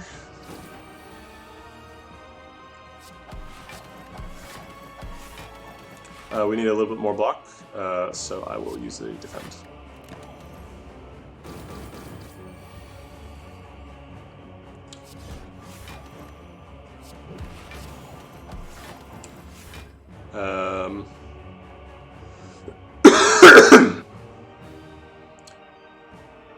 Yeah, seriously, we probably should have saved it. I didn't realize I was going to go this hard on the decks. we literally could have like killed Awakened One the exact turn he transforms. That would do so much damage. We probably will anyway. I guess we're not stacking any offense. I didn't really need to take 2 there. I'm not sure why I did. I was distracted by chat. Yeah, okay, let's Eruption. I guess I'm... No, I can't transform him. I'll get block return with this. And block out. Get rid of this. And now I will Simmering Fury. No, I don't want to draw 2 cards, so it doesn't matter.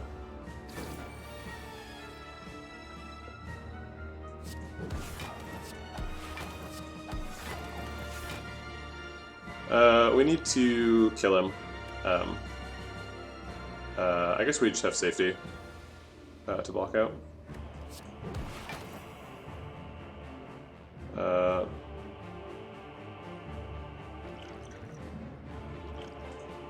I think we need like an attack. We'll take Master's here. Alright, this is kind of sloppy. Let's see. Sands the time, but now we can fasting while he's asleep. Okay, then he wakes up and we sands time on him, and we can empty body and exit our stance, and we've got flurry of blows in there, so we should be fine. I'll keep the defend in case I need it.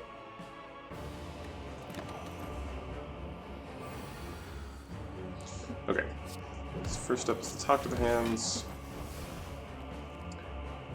and then probably want to punch him before we switch out of empty body. So yeah, let's use all the attacks we can.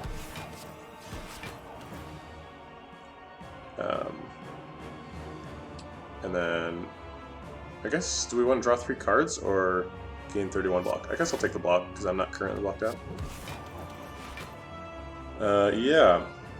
I guess Empty Mind's fine, because I can just, I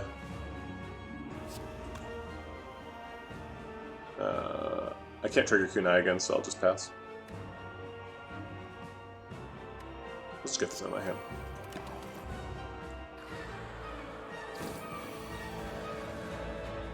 Alright, we got Through Violence. That's neat.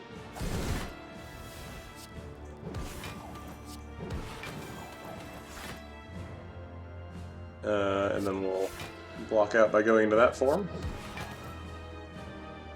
And I guess we'll just empty form. We don't need that.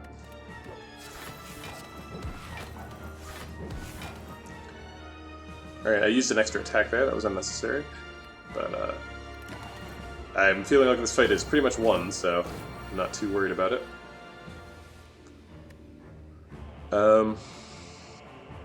So we can't draw any cards, so I'll just block.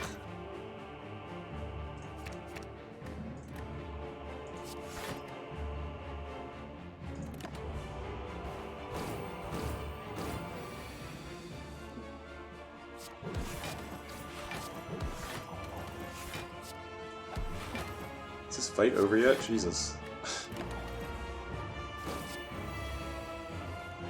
Alright, we did it. Alright, who's next? Time Lord. Okay. So we're definitely gonna do Conjure Blade shenanigans for sure. We're gonna keep him in his first form until we're ready to kill him, and we're gonna do all the talk to the hands.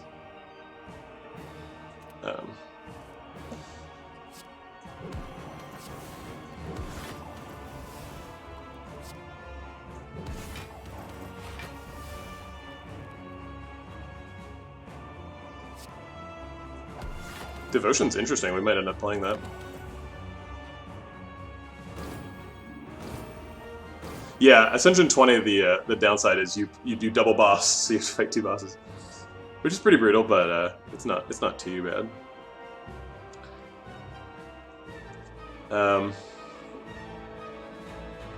in a bit of a pickle here. Where we can't quite get enough block. We can get to 30 and that seems fine. This stupid fucking runic pyramid though, man. Like, it's just makes runs really hard. Alright, so we want to play ideally 3 attacks here, spending as little mana as possible and blocking out. So that looks like Just Lucky and Flurry of Blows and Strike. Okay, and then do we want to play 2 cards to reset him, or do we think we can block with 2 cards next turn? I think I can block with 2 cards next turn. Slow is best.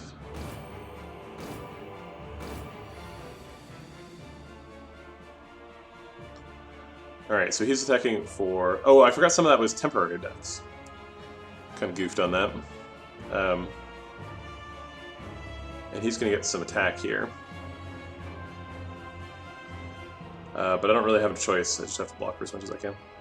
So I'll Sanctity first so that I don't draw cards, and then defend.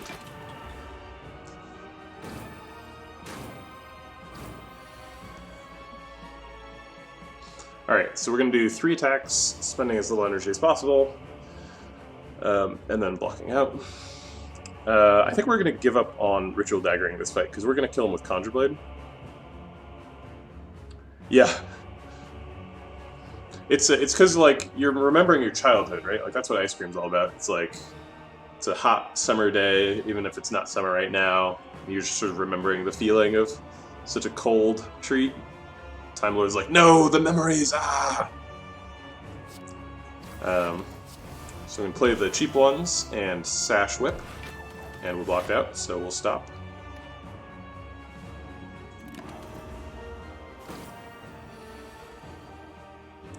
We can't play 3 attacks this turn, so we'll just block out. Oh wait, can we play 3 attacks? We have Flurry of Blows, so we can.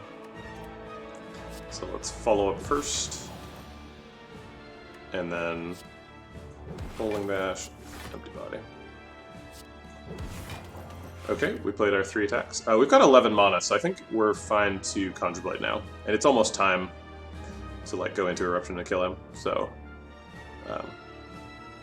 We don't have Master Reality out.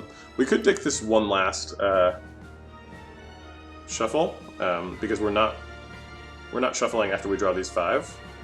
So if we keep 5 cards here and play like Nirvana or Pressure Points, I guess Pressure Points is better. Or we could Devotion theoretically. If we play Pressure Points here, then we keep 5 cards, draw 5, and then we Conjure Blade. With a bunch of mana. Are we going to be able to block next turn? Yeah, we've got plenty of... we've got some attacks and stuff, so... Alright, let's Pressure Points. This card's so bad, it feels weird to play it against Time Eater. So let's see. Well, if we do that, we have 4 cards next turn. We should comfortably be able to block with 4 cards.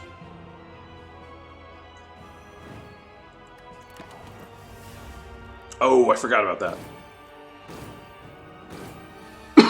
So we were hoping we draw Master Reality. We did. So we've got 4 cards. We want to block for 34. We're going to play Master Reality, and then, I guess, 2 attacks, and then Conjure Blade. We'll take a little bit of damage, but that's fine.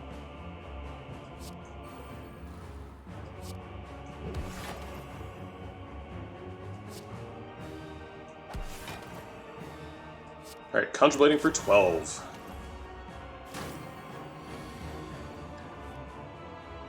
Do we have lethal? Probably. So 30 times 12 is 300 and some, so yeah, we definitely have lethal. Right? Yeah. Okay. Yeah, this is why we gave up on the, what's it called? Ritual Dagger for this fight. I was like, that's not how that fight's ending.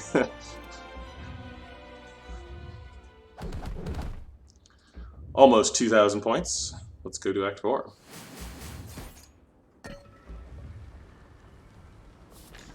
Yeah, probably didn't need to quite optimize that fight that much. I think I was pretty fine. Ooh, we could take a second copy of Pressure Points.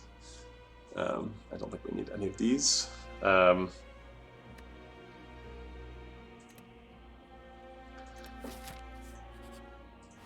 Alright, we can't afford anything. For those of you who are here for the first run of the day, you remember that membership card? It's our, like, floor 2 membership card? No, it wasn't meant to be. Let's see, is follow-up good enough? I think not. We probably want to buy a potion.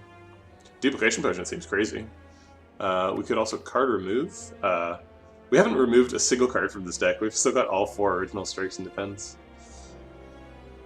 In mint condition. Yeah, I think buying a duplication potion is pretty good here. Alright. Act 4 elites are hard.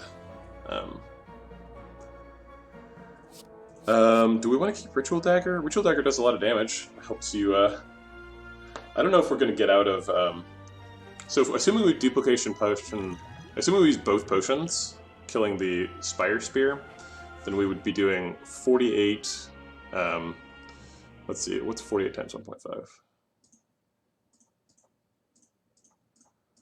72 damage. We'll be doing 72 damage twice, which seems significant. It's like enough to kill the Spire Spear, so I think we're going to keep Ritual Dagger and use both potions on the first turn, probably. So I think we're actually going to be able to turn around here and only take like 10 from the...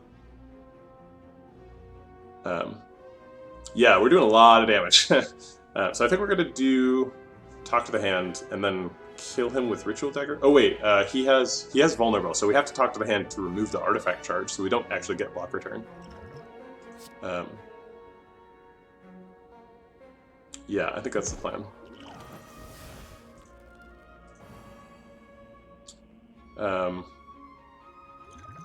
And then I guess we'll...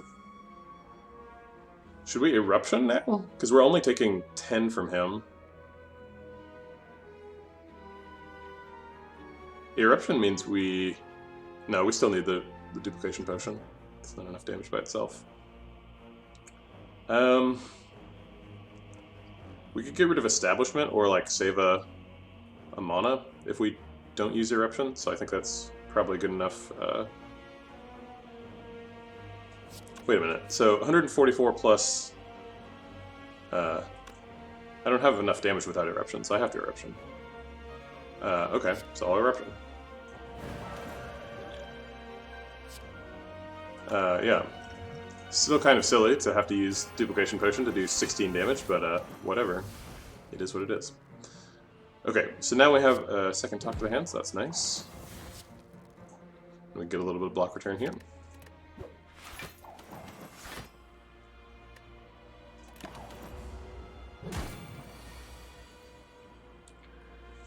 Alright, oh, we didn't get block return because artifact charges, I forgot.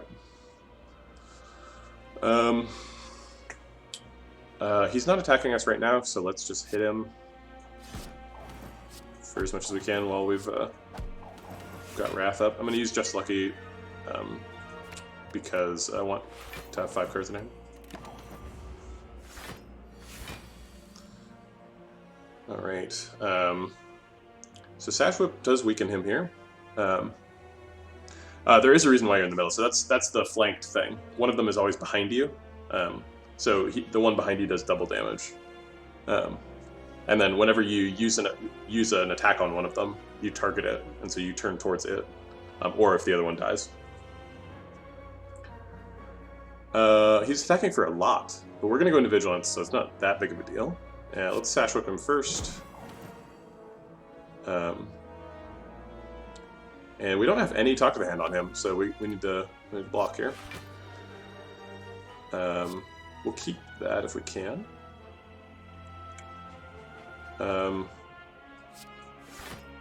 Oh, that's a mistake. I should have empty-bodied.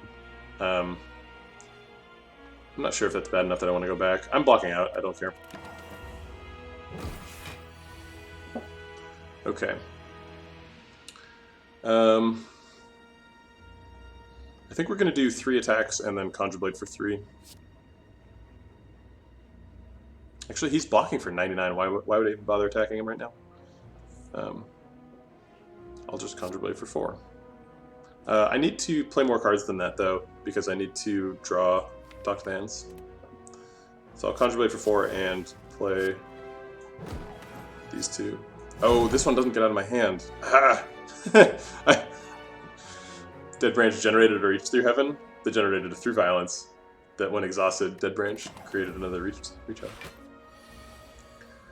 Out. Okay, having trouble drawing. I guess I should use Pressure Points, because that doesn't exhaust itself. And Establishment also doesn't exhaust. Yeah, it's true. But you don't need it to be for 11 every fight, you know? Wow, the last 3 cards of the deck, 2 of them were Talk to the Hands, so we're in a bit of trouble. We got actual Establishment value here.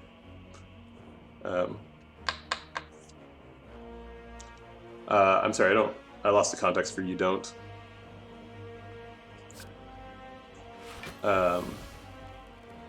Okay, I'll take that. And then I'll change stances immediately. I kind of want to draw exactly 3 cards. So I have 1, 2, 3, 4, 5, 6, 7, 8, 9. So I should play 2 cards here. Oh, I mean, you want to Conjure Blade for 11 every fight.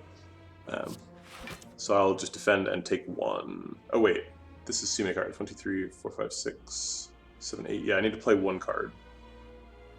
And that card will be Flurry of Blows.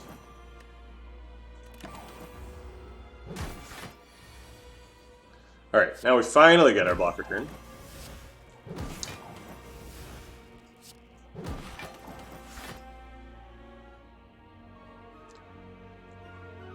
And we're probably going to kill him with Blasphemy Expunger whenever we can figure out a time to do that.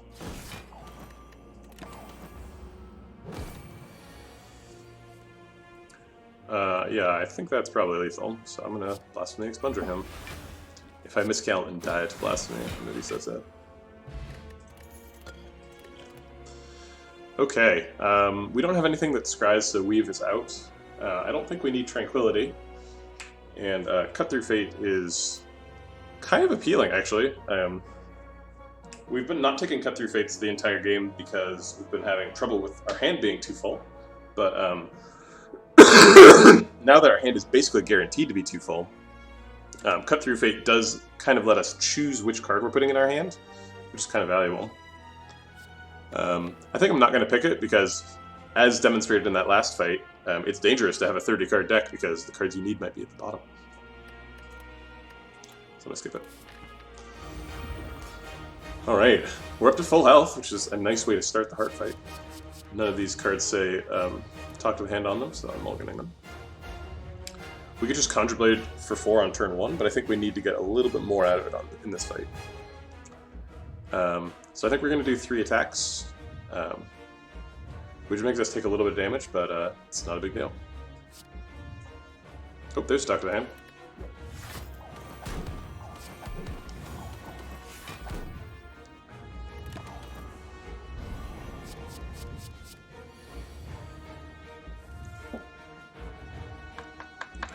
Alright, we have a Talk to the Hand, but not very many attacks. So let's develop that. Let's see what we got. Wheel Kick. Not super exciting. I think this is just... I think this turn is just Master Reality, Energy Potion, and Conjure Blade. For 6. 6 times 15 is...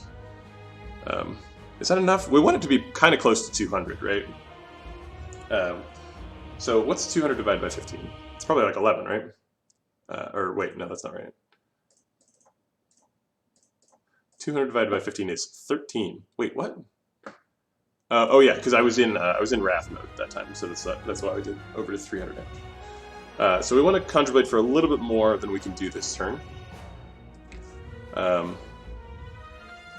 I guess we just block for as much as we can. Let's get rid of that stupid Pressure Points.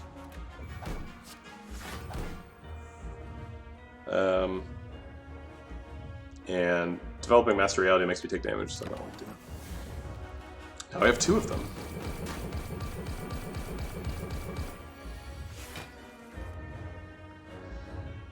Still don't have the block return that I need.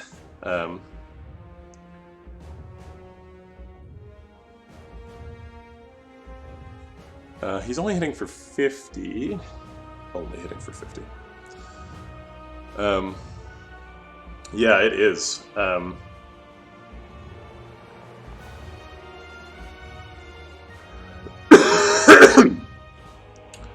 We could do 3 attacks, but then we're spending 3 energy. But we might get Talk to the Hand if we wheel kick. Okay, I'm convinced by that. So let's Flurry of Blows to make room in hand, and then wheel kick to draw a Talk to the Hand and not get it. And then strike to proc the stuff. And then I guess I'll defend. And take a little bit of damage.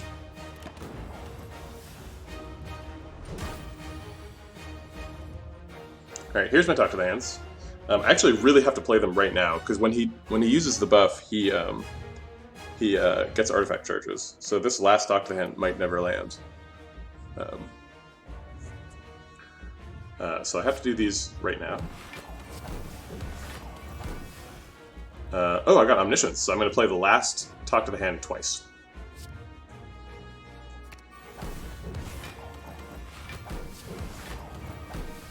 Cool. And it generated another Omniscience and another Talk to the Hand. That's weird. You know what? I didn't even leave pressure points in hand for this one thing that it's useful for. Unfortunately, we spent all of our energy and generated a bunch of unnecessary block, so we don't even get to draw cards anymore. So he is attacking first. We can't attack 3 times. I'm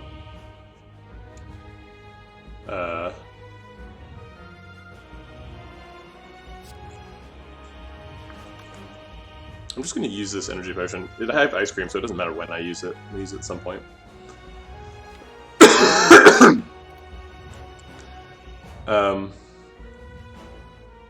If I use Talk to the Hand, it exhausts, so my hand remains full, which is annoying. Let's see. How much decks do I have? I only have 3 decks. We're way behind.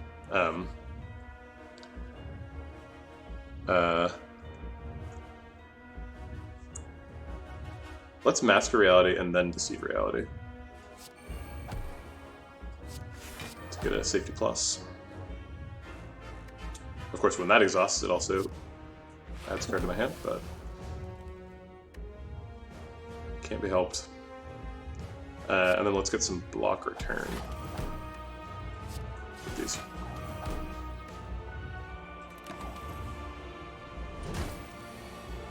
Alright, here's the multi-attack. Oh, we should Omniscience on a through violence. That'd be fun. Hey, we can Crush Joint him. Okay. So let's enter Calm. And then Crush Joints.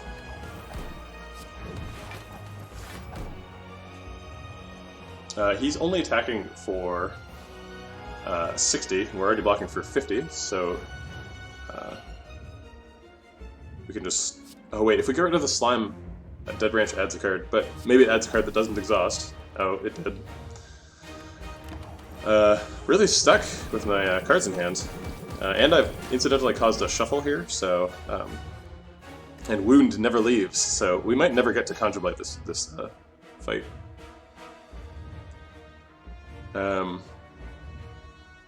Let's see, what do we want to Omniscience? Because we gotta Omniscience something.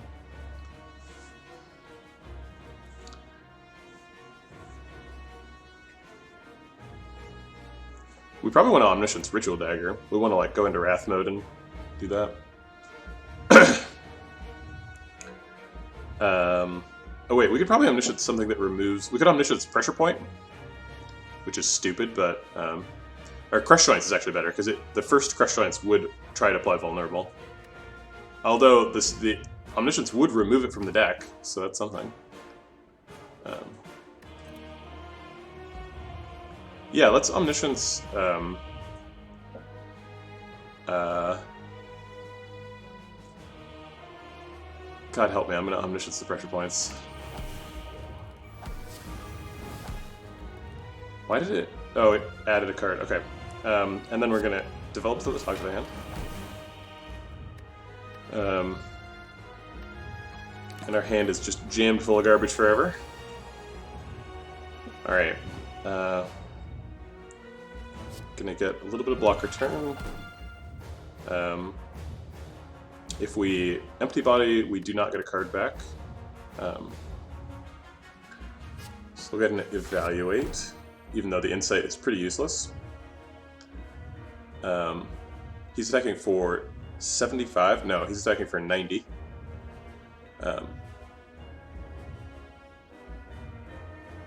Yeah, the beat to death is like, it's fine, but we're blocking for 16 when we punch him. We just need to like find a way to punch him. I think I'm dying right now, though.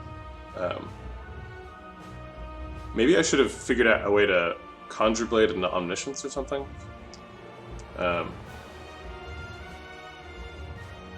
It doesn't give me any attacks, though. And it leaves me with 3 energy. I mean, I guess it blocks, right? So we should do it. And then, like, defend also blocks? Yeah, I think we're just dead.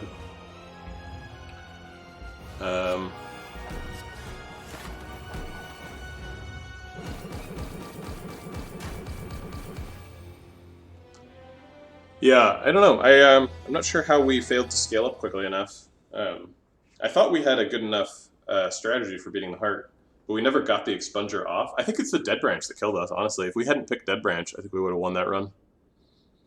I just didn't even think about it. Dead Branch is such a good relic, usually. Bummer.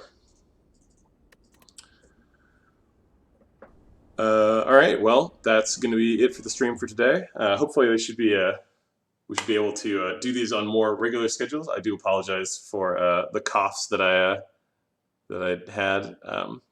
I'll try and get the audio fixed so that I can mute those in the future. Yeah, and I'll see you guys tomorrow. Thanks for coming.